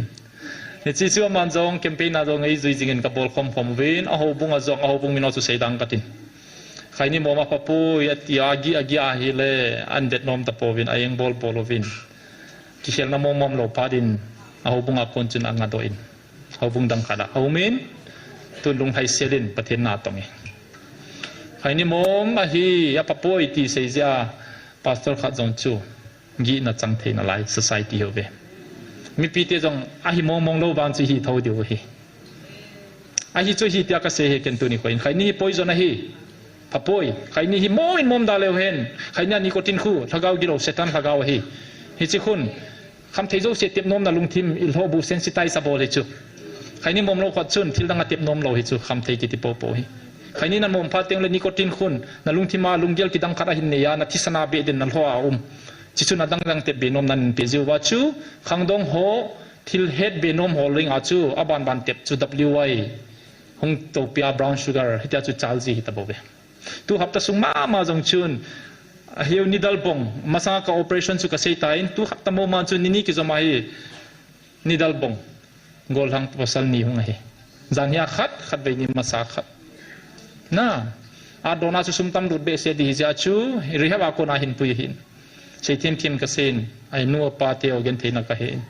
สุติตันเตกตีกิลาโดซองเล่ขัดไปดันสุดกิดเท่าดิจาชน่าแต่สุกันนั่นเฮบากันงโซลเกลเกลเฮสุปิเตโฮนูเรมิกิติฮีอี society โอคุกิโซ society ดิงาปฏิญามันจักเกาลามาaman asia hi le reverend doctor thagawa reverend doctor ka hi e thagaw mi dapat henin hi chisan bo chei pe hi e akiti hi ama chon june ningkum 2024 bul lai jong chon atu sein ho sei jingin jmf dai munal thagaw to pon khu dem hi beuvin tia hi na za kha diu china chai mun dem the hi poi dem hi win dem khel kha win tia atu sei na ho warning ana pe pe cho Ningkum August 4 ni achu patinin zipato achapato chilaya hin sola thua hin seicho patine hin sol hetis evangelist nun jong alungela coding alungelum khatbe kheu hon le alungel hon ti banga hung hi hija chu sei chu thu tampi seun pung kha le minute somli thunga sunga sein pha chilami he pobe amana sei chu thagaw thil hi thagawa kon thagaw mi hobo na he thim ding he ati amana sei hi a he thim lo te jong a ki he lo win thagaw boin alung thimu wa he thim thelo na api hi win i mo dem lo ding o i taw pe ding le hi chi thagaw thanei na pa chu sul hap na ding zo ai taw du he ti taw di na jong he lo a sei chu inam sumwa ki to lo na jong hi sei win khale khat ki muda zia ki to thelo in ni gelo win hin la a ki chim khadom ma hi e ki to theno lan thagawin na to se he chi vai taw teng le hi chi thagaw chu i sam ding u i kan chom deu he ti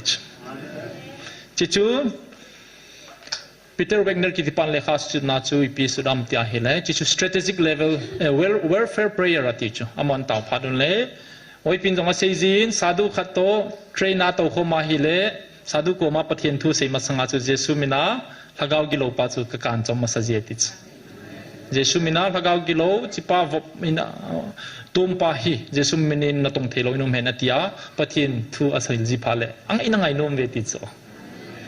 Izia chu tu ni ko a mo yewe ho zong hi ki hello bang bai lagaw ki loina to mo pa ayo sa hi Izia chu na mo lung han lo ding o na mo so lo ding o ni thum ke ki ami to na ki ne lo diu lal si se na he diu hi Izia za sei nom seu hen na a sei sa pa chu tao pe diu ami chu ngai lo diu a lagaw ki lo chu fai diu ti na hi chi chu nu re mi message sa hi chi ba hi chi chu hin tin chu do le 26 October chun Arimai Naga Kitipachu Mitau Dampe Plagawa Hingzing Mi Patin Chilai Naga Chiding Patina Kuna Hi Naga Pot Chen Di Hetich Naga Pachu in Bola Chilai Hong Kela Akong Spinal Cord Naneya Minute Som Ngazong Ding Zolo Minute Som Sungachu Patinin Chilai Munahi Patina Kun Hiti Say Ding I Sola Hiti Amele Pautung Seisula Robert Kitipazong Chu Itabang Mi Hen Yawapadin Kahe Patin silaya manom zia ain khoi na pui hetia ong sich Robert qualify hong balls yeon ni het kha lo piu na chi chu Arimai Naga kitipa tu sei hi Dr. Rini Ralte kiti professor zonga hin head of department zonga hi in UTC Bangalore India dinga Bible College den pen choi lai hamati da chen hi dan Bangalore UTC cha chu professor khat chun 1st February Thamasa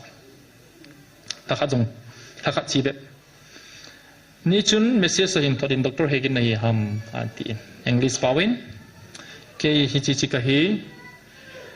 GMFDI na ministry to kaza in inspired ka hi I got so much inspiration nasa tayong kalagaw hin ko isu thoetis nakiman sada no ni sein ka ve iki ho thei di ham tia Hadong na nei pale ke ho thei diam te ke ka pai mo ni thuma message ong reply man lo reply dinan jong ka hello kidang ka sa zan pung som langa in ka lum zowa ka ke ho hon ka ke ho le ka nga thi ton lo pung som ni chan pung ka ani ka ke ho hon 1 hour 55 minutes ka ke ho hon chala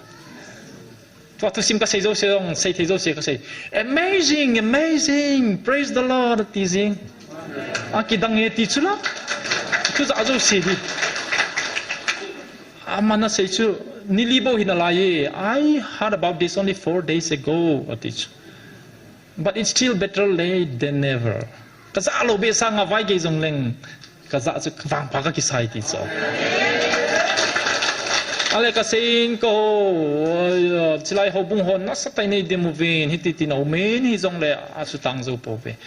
ale chu chu itia dem theu ham ti ta so itia dem thei momong ham adi po ve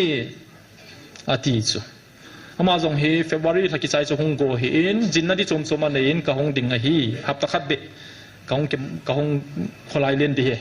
ai thei di le nei se pe nei tia you are welcome ka tin message sa hin thorin president rule om je chun kain ko te aki chabe se jengwen ka wa to de aphal povin som khat nei nanga ta di vinei ti khat ve ni la chu se na lai hitabang Bible scholar khat jong chun gala ko na se ya chi chu isu chiwa iso pi paw le lem khomolo pa chu na ama student na hiya ama ko na na het ale chilaya hongjing ta san khat amin sei dang katin aloi pam pastor hin ministry jat chum chum bok la hin chilai ta san regular official khatin kaloi pa to ki thosing hi chinu chu ka he ma mai ti la ale naloi pa to ki tho hi le naloi pa ni bola tu chan sei pe lo ani li ma chu het be pham kalung hang thi ma he kana pho he asai pe so la par sei pe dol li ta lo ham ka ti pe chi chu hin om te ni pi sayam so pe te ho zan hia om te tu sei zo zo sin na khurin tung vo offline angai hon zo om te ya zan hia khat ve ni zo na ken zan hia ka het be zal ha ka ngai be a number jong zan hia ka ki hol do a tu jing ka phone a hi le tui ma ka patai brother atia tui ma ti kana ki le ta ti chu ken ma het leng ka ki mu pi te te de hin na chi chuin jing ka chu na ki le tai ipi bola ham na big question izon ka setan mi hon pathenin chiga bolo ti le aman uchula aizola kon jong garin ki bunga hong jing uchula chila ya pathebo changi jan no mum sopite ho pastor te ho house ho CSO lam kai ho KSO president pale dang ho ka sei pathebo na chano he hoya no muham ka ti hobung hatsa ho chila hi mi som nga be nei lo di ham pathenin wangbo na pe uchu ke keu ka hi lo pi chu mem hoya no mum mutam pathin na man cha no muchula hoya na ki selu ham ni bola ke bo ka pen di ham bowling za ki ne ya om tia chu aizola ko na ahunga pathenin sei peding ne yai sola hi atia henge tia hasatin senga hin to ke aizol ka chinga bo so hi sei di mai maya hung thia hi le e honi pi bo ham so pite ha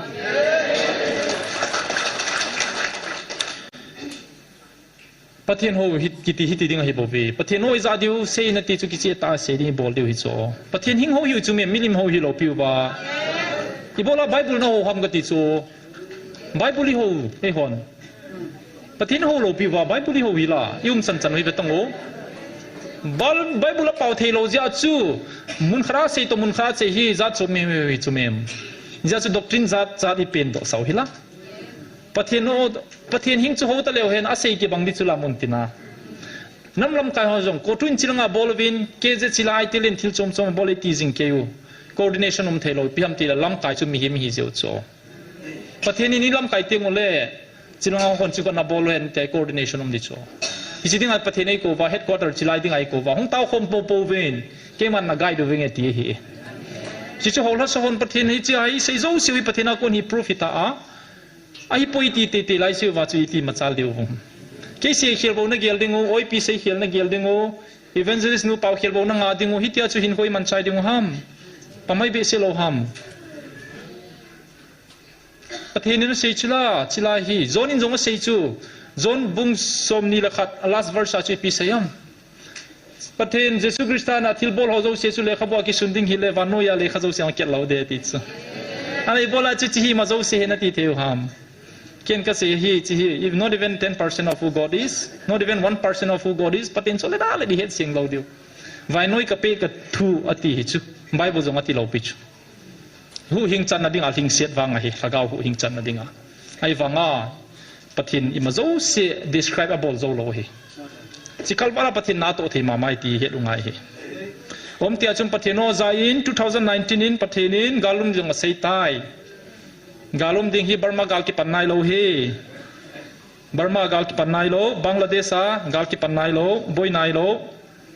Manipurang boy nai lo hi se hung boy ding abana future tense as Mizoram dom boy de tin alai chi future tense in alai chu Manipur hung ta chu Burma ong ki pan chu 21 in ka he 2021 tu chana chi thajing to hi Manipur hung abana Mizoram mi piti ki hello Mizoram ti ja chu ki ging ding apa thine hung sei pi u hin oi pu German in ke ko ma sein galti lai chun oi pu Dr. Pu galum diang kana het a hitai chipana sei pi ja het ham wang ka he poi hinda kana ki ging poi etis kana ki sapoin galhung pha chun ilel diu ka he ka pan di danom ta poin kain ko te dong ka vai ha jing he ti chu kain ko te ko ma jong ka jinong ka vai ha ke hi azam ding om ka hitai ki sel do ding om ka he ti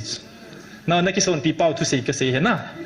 e on WhatsApp a delhi a ko na chu boli dan direction nan de nan ki sei ji wang wa front line a hi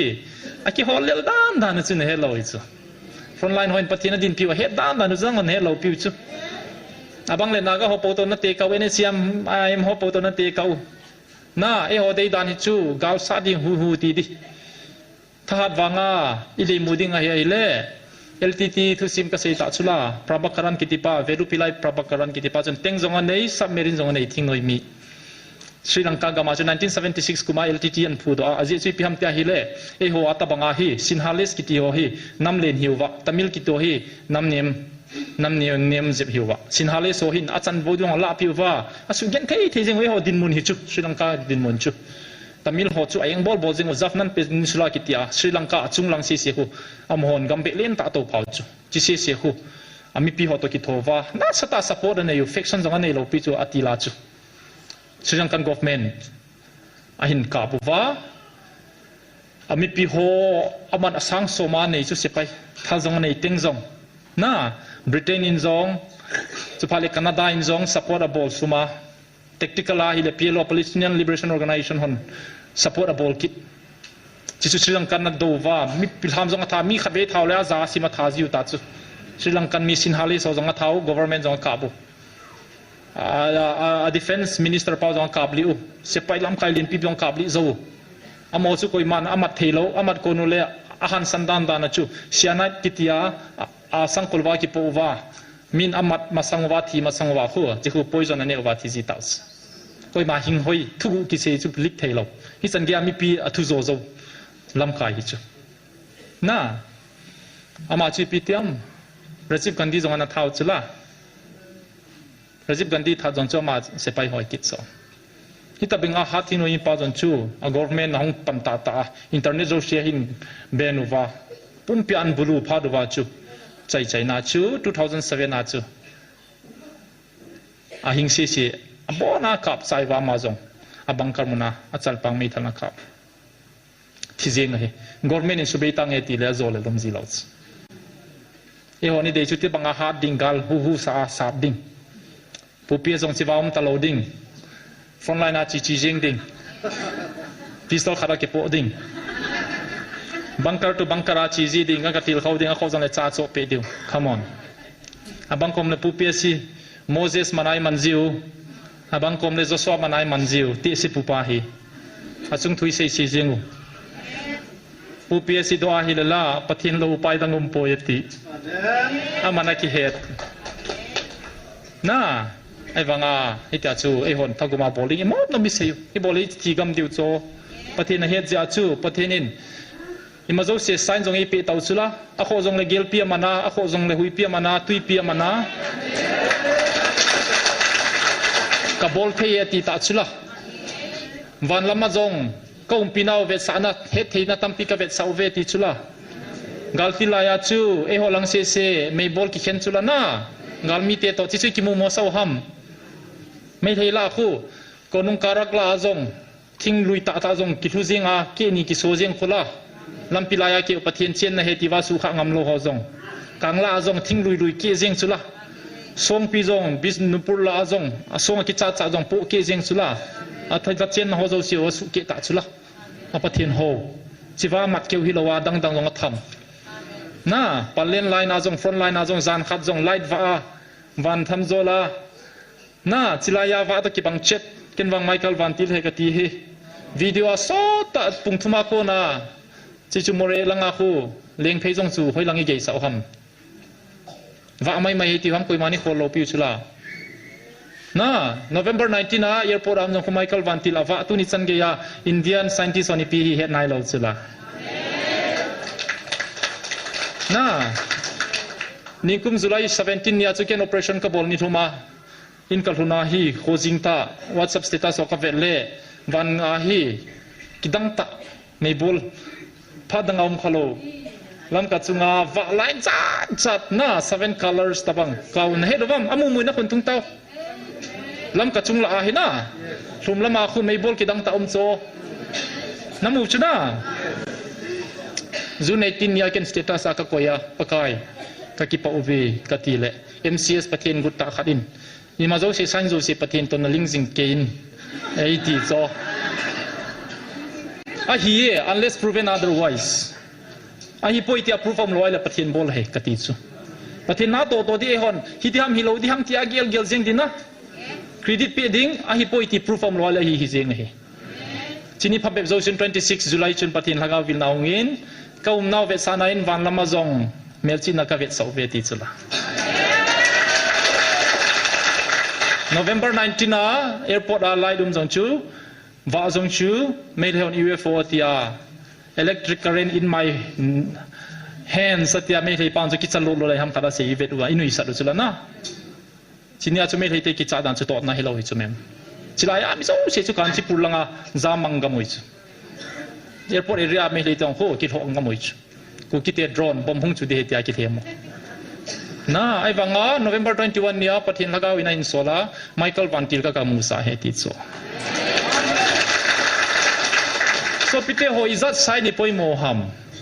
Bethlehem asi chu asi khu zala chu mi ching thum ho chun van lam vein ching thei ta in study bol hi ole amis diu cho ipi hi het lau diu Jesus cho ki mu pi lau diu na pathen sai na vet pa chu ipi hi a ho lu wa het do cho e on hong zo che chui tia i pam pai pai wa chilaya zong December 15 2023 mama achu chilaya ke ma chi tangi ati le light wa khat leng to chilanga kho nu pi khalina mu masat pen awa mu pada hong pen le phone on vai ka bo alien to wa manamu alien to mu na phone la ka to second izat ki khelam ne theu wa chilai kon leng to chu eye witness nun ke ko ma sei cho na chilai chu tarpaulin ki ko hi chu tarpaulin apa mulo aman ninga ong ka amu chu wa ka leng to we ati le event pun chu atu sei lai lai chilanga chu iki chot li di chadu chulana I than ob lol do wa na minit ni sungum hi chu minit ni volume le hai thelowa khanu de se chu jinga thu kong kho chen ken la life ka ve chu operation ka zo ka hong man lo life ka hin join no ma zo se chu ka mit ta ka moi se chu ka in chunga in song kat in song ni chunga ka kal to wa chu ka vet ta chu wa ki mu diam tia chilang kan vel le ki mu lo he a je chu pathen nang ho bo si mu dinga ko hi chu na chichu ni phabel zo ka mai kal vantil kan ki mu sai ti kit so chichu drone he ti vai pi phem ti na so pite ho pathin sign tam pi vet sa ta u pathina kon mo mo nga hi ti ei sei pe ta a chu tia hi le tu ni khwa hi chilaya pathin ho hon I sei do hi I sei son teng le abang kom le I thep lo chu sei khel bol khelum thei hi chu hi chichu lai chu I lo wa don nop na I nei ji pau hi pathen lung phai na hi lo hi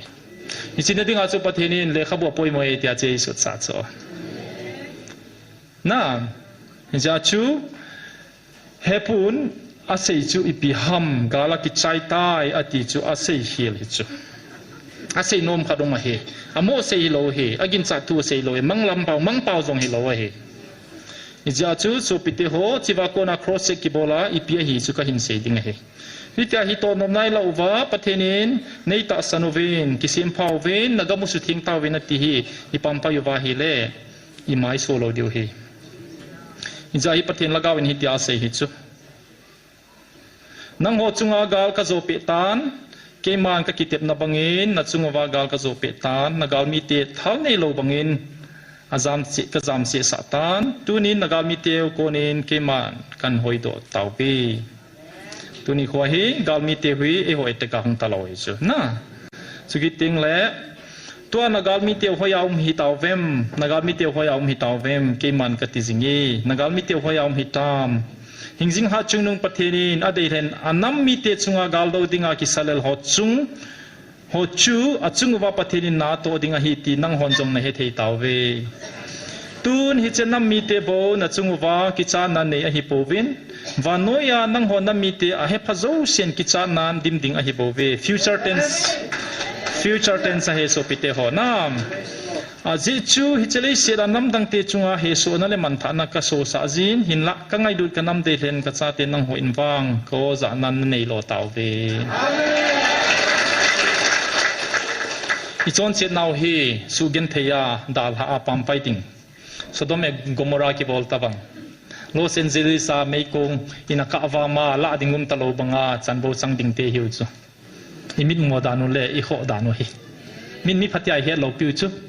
Nepali hon mi phatia he lo na pangal hon jong tulang langa inoi siu ta chu ei mo ki cha tho na zana le ki cha na hi ki bang lo chu fear and respect hi an bol tho dich fear iti pal demand ki bol me thali choya hi le mi doi chu ki cha ai se bol khat ma mi kha chui ngai lu dai sim pada hi le ei za a I se bol tho di lung hai sela thil ni chu tuni kha mi hon ei ki cha du ji chu zana hi lo chu zana ki ti hi pathenin mi za the ding ai tun sang ngomui chu twa he cha pha lai ta he na ni ja hi pathenin midang ho ki cha ding le za ding a ka tu din he ti le ita sanuwa hi chi sei pa hen chi vai avel vela hi vel som ni ve a sei hi tai I pu pau jong hi 23 ipu pau chung chang jong hi khat ka hin sim ting hi a je chu he them mo be a chai na dingin ipu pa jong hi pathena bel bela hi le pathenin kami pa ti tai ta la pe chu me ya pe hi lo ni 2023 a pe hi lo chu 2023 sung sia kineu sa ta pathen se nga ya ta wa taw le February 2024 a chu pathenin kami pa an ti ta an vet la hi chu na kami pa ati hi kami pa hin solovin pi sau ki ba se na hi achunga gal zona kapet a hitai nang ho ke adin kap hi uven lungmongun ki paun thanomun aje chu ke man gal ka zo a hitai nang ho kalungmon na le na chungu wa ka ki pa na aton so gein jing ta hen dunya taw na mei ti nang ho dinga hei ho dinga ki se he dunya taw na mei ti ho le lagau mei sim kong ho na mid hiu tunin na chungu ven ke man ka kisan ka sangtan hi che na mid hiu ata asan na ta san naw na taw naw ke man kami pa chunga ha dain ka koi tai tuan lungmong in numu ven pon thovin hadu vin hang senin ga zo ding kinemin na meitiu ti kong tawvin aje chu hi che na meitiu hi ta sa a hipon lagau a bo a hi lagau bo a hipon na ta sa le lagau wa na ga sa naw chu keiman kal hen do hi chilai mun thing hi a hi na kiche tam ta sa le lagau ga sa ri hi izia he pathenin tua ka sei zo sia kona silai thu pon he pathena kon he ki chi sel ai poi ti le phone call jong nei bolovo online na ve ho jong na ei dei dem pan jong nei phone ding he aji chu ka za bang bang ka sei akisun bang bang ka sei hin i het sin ting le nam lam kai hon jong chipil mo mo hi pathena kon hi het pha ting le pupi es tu sei atu pi tapoi pastoron ho tu sei atu pi tapoi amho tu se tu pi pon chilwa hong pa tu se hi tu pi in atu se zo se hi chile khabwa ki suna hi nang mama na ki khol o thei na vet thei i zui va le dam dingo i lo then dingo i lo chalu wa hi le i gen thei che che dingo gen thei khon te nunga in nei inga zo se ki chai nunga patheni bela chu i pi phachum ning ham i bola in le lo nei lo le gal jam ho bo chila ya taw dinga ngan si na ini to ikilo sa zengo ham i ha lai hoi lai pathenai pe ai le e dinga pha he kanam mi te ho mo e the hi po ve pathen i ho jing pau chu ina taw jing pau chu la i sim jing pau chu nei hung vidun na o ini ti jing pau chu kamel hoi na wa kilang tapoi nang ma thagau thing hat na loin ke ho ka ki sim pathei tapoi tia la isa o chu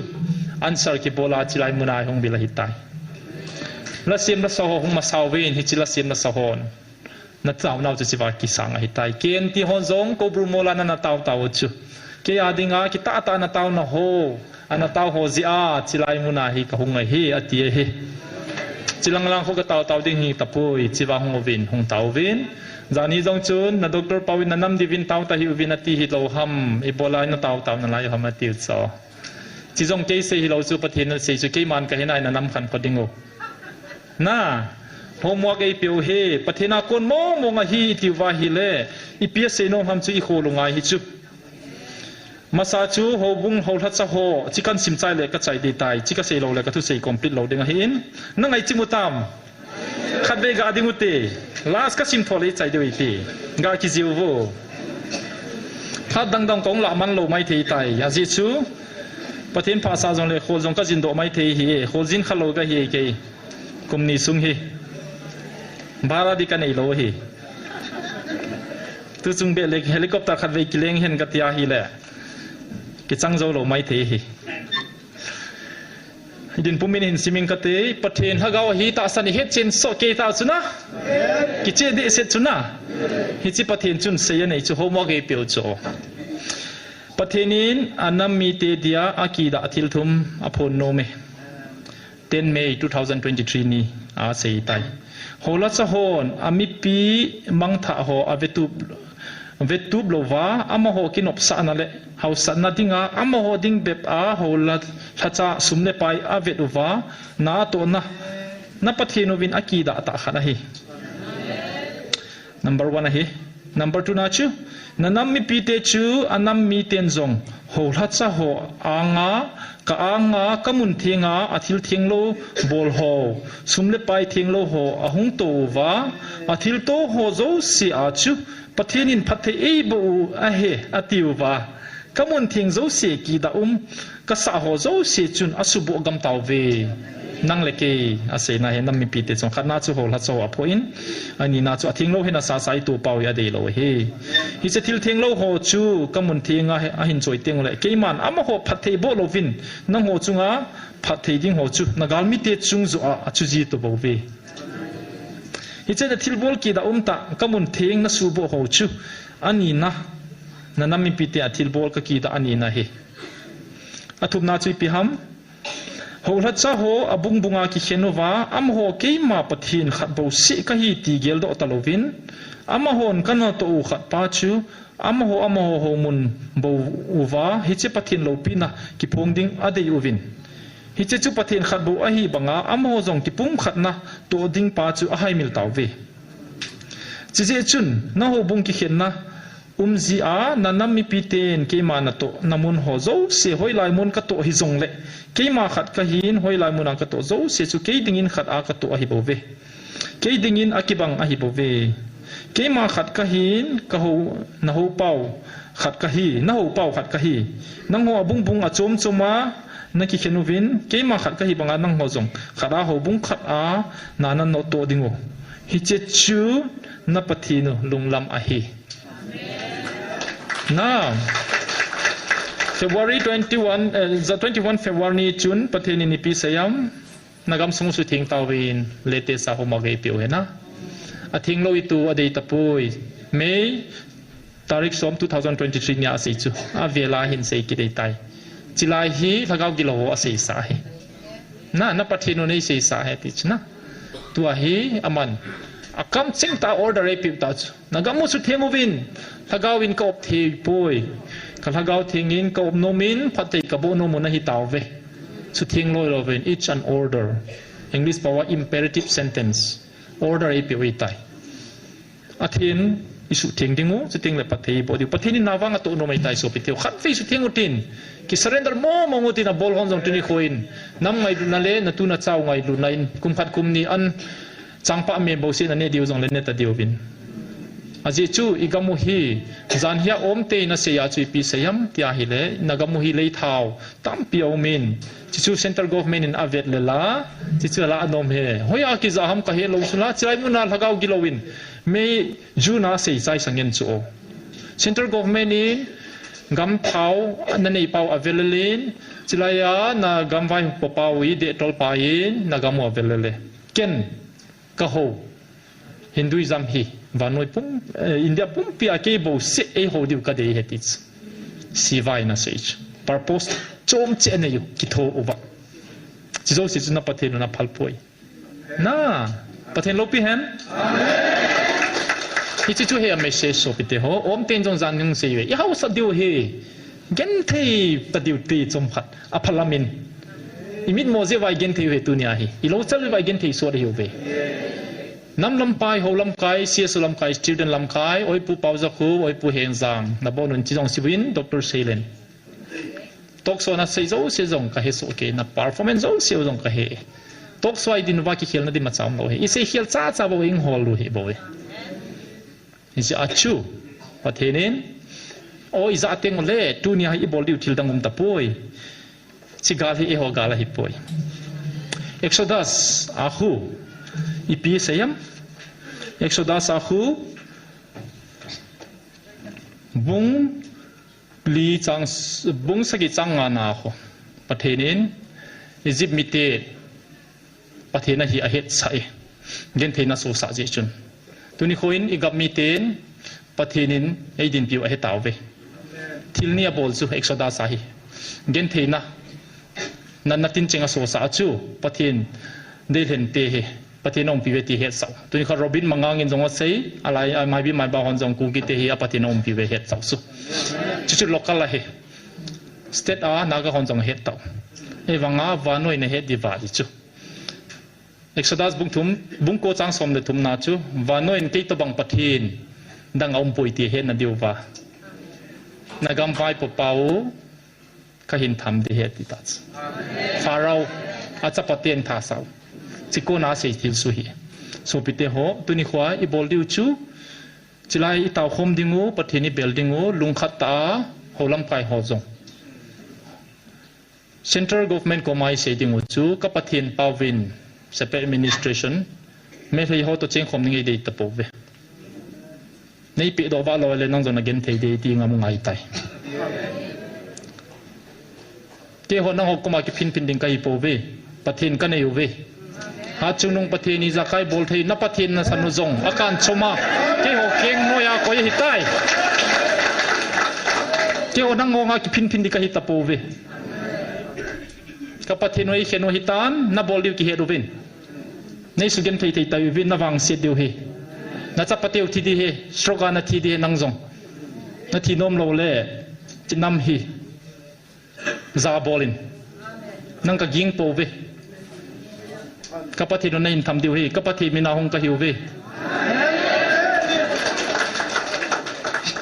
นี่จะช่วยเสงำเทงเล่ปฏินินวันน้อยเฮ็ดดิ่งอาฮีน่าหินโตดิจุตัวไพ่สุงเอาหมอฮีนั่งเล่นนาก็เล่ปังอัลฮอนเฮ็ดดิจุไอฮอบวินlocal na lai bochu first day si kro khaluta chu tunia hi amit sai na bol jing hi pi hamitia hi le Israel te anung del jing hi chu Cairo khopia da ha wang wa chu asepai kang talai to adela de la su boy god red sea across masang sen siu chu independence in ai lo hi chu red sea in cross khu Pharaoh government akona independence samu now hi e ho imphal akona separated Cairo khopi imphal khopi in da ha tau Modi le aloi hon ei delay del zengu amit sa katina he Modi bola ti bam Modi na pathina ginchu apathin pa ki kan chom chi ti pa a ho pa chu ngai ngam di ong amit sa ki ti chu ho san na nei lo hi chu a personal life jong khae the ka sei thei lo he ki da ta he apathin jong agin lo de he mo hin hin he ai wanga Modi wanga ki bang poi discipline nei ta mi hem he pol banga chu apathin pa lung hola gumta Hinduism a promote he ke Christian hi zongleng India pumpi Christian ka so go de chita bang cho bol hi bove mi se hi poi chimi se pa chun e ho adinga atun pi pa Trump to my friend tia Trump my pa hol chula chila ya pathina sei sathu chile khwa ki sun sang na hi lungniam na dium poi so pite ho lungniam je wa a cha thi kon ki chu to to bang hi bo hiปฏินี้ก่อนปิวเฮทียมเตียงเล่มีให้มีบ่อยปีโลดิวปฏินี้เบลดิงอีกิเลสซาดิวอีฮันซันดิวอีโจดิงูปฏินมินาไอโฮมินาฮิโลดิกับปฏินเป้าตัวดิงคมก็อยู่เวนับปฏินุกการจอมเต้าเวอัฐานีนโจซิวเกี่ยวกับจีวะก็อยู่เวนับปฏินเที่ยวดงวินดอกไงโลอาเฮสาวฮิโบเวอโมเนวิวละงอลตามาเวจิมีเฮมโฮฮินับปฏินี้บังอาดินปียาอัฐานีน่าจงกิเฮตโปเวอีโบลา North Korea in US จะงามฮัมอีโบลาอิรันกำเนวจะขัดกำพังโตลน US จะงามฮัมนิวเคลียร์เวปอนในเจ้าจ้า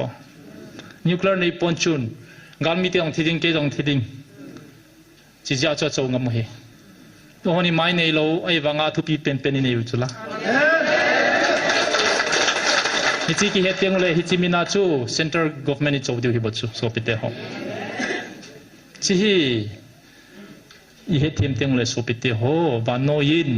อาศัยปัจจุบันที่นั่นตัวพัดเตียงเล่วานโนยินเกี่ยตบังปฏินดังอมโลฮีที่อินเฮดิวอิจิ spiritual welfare กิติเฮอิจิอิจิเลขบวกกสุนิน strategic level spiritual welfare อีกาลูฮีไบเบิลอาจงมฮัลโลกาลลาสังเป็นฮีdimension อาสังปฏินเตกิโดนกาลสุฮีจิดิมุนาอิวมาฮีปฏินน้ำเดลินฮิวเวฮิจุมลิงฮิปฏินินวานโนยสิมติลายปัดาอันนกอนสัติลาฮีอาจิจูอิโซอา introduction กับบอลปาจุนาเซงเงินฮิจูจิโซเซนเฮดเบนอมาเลกันฮิจิเซฮีตุนียก็เซย์ไซเทกิเลลาวจูอันนี้ก็ตั้มปีกเฮดินก็เฮดเจนเราจงตั้มพิวมินฮิลเจนก็ไงน่าจงตั้มมีฮิจูช่วยเซย์คงว่า discussion นี่บอลดิวดอลลาฮีสุปิเตโฮปฏินินเออดิ้งโตกอนเลนปีนยิน spiritual welfare iti tingle thagau gal hi ti tingle igi lo na lo chun thali dok ta lo di ham iti le ki dovin adi poi ka sei chen ki danga yeso piti ho vel pela asilam lamen til sei ziwin sami no on phajong le alu na ha in maru marang na ha in alu me ka me venati lo chu bong sa me ka me e na awang adang o ki sei lo chu bol thei zo sei bol liu chu awang api pen chu thagau gal pai het dingu nam lam kai hoi tau khom dingu pathini bot dingu pathin bolin ati chu pathin hong dia hong sei di chu mem tunya iki discussion het lo chu hong sei ding a he kidang a he whatsapp group azong discussion problem kan hitin te kati pathin laga hong ding a he jing teng le hin sei che nan te kati chu answerable chula whatsapp atu ki se pathin na sim a he kidang a he wkzi sia zong adem win hiti khati katin pathin nan hil che ding he kati chu jing le hong ding he hong win hong ai win kati a hil chen jing su o pastor sei boin jong hiti ding kati ding tin pathin hin hil chen henati le pupia sin chihot po po chu pathin sei ding ai ngi wa ma tia hi le pathin hong sei chen tho tho chu o ilunggel zo siu he e na pathin na phai ifang phau vi lungneu po te ile diu he su pite ho I het nai lo bo he loi tau hi ti gen thi so ta po te gen thi so ba lo ve tau te pakai ka ki pau ve nang pathin ka neu he pakai ka ki pau ve pakai a sei je ka he po ve he pa ke mi mo ta I ma hi lo pakai ve na la sam pen chon se na dim jong pakai nang in na man cha nom le nei man cha nom mi jong thil ki dang ta hi pa ka he thim thei ji poi pa pakai tuni khoin kanam mi pi te ding avelin ka tawin pakai nang ma het nun na lungkil ka pi ding ne hen ti chu pakai cha loi hen lang ane wa linin he chen loi hen lang hi chi he thim theilo hi chi na phon do je a ki salela asungol dinguwa ki pe hagau gi lo zo se je sumenin pakai tuni khoin ka kan chomu ve chigam hi setan nan anop na bol na thei gama hi tapoi kapathenun alopina ki phondo na tinga alhen gama hitai nama hitai pakai zakai zo sinalung gelbang le pakai nangin kading wana kon pi ho chal loi hen lang nei sin tup loi lang van noin pakai kachung wana na to zin nang tailo pathin tangom poiti loi hen pakai kachon set naw nang katai tom naw eng set suma ven pakai leisa na na rin laya ho good ho loin Farsi sudiki zon eng set suma Matthew bung som ni lesagina kisunin eng set sumin atiu ve pakai eng set suma demna pau hil na kanai khaw jong nei ngai dam win lang chilai dem ho jong ngai dam ka thum pe uve pakai ka he thim lo je la ka ki hil thim lo je uwa Matthew bung som le ni chang som thum le khat a lagau tai tum chi ngai dam lo hil ding hi na ti jong phas api kana umman taw ve pakai beta ta hen koi man tai tum po wingi nang ma kahin pomowa nang ma lo pina chate ka hi loi na ding ovin a verin pathini bo pin tia ke pa ta si poma Jesus Christ ka tawe amen ta ki pa e to te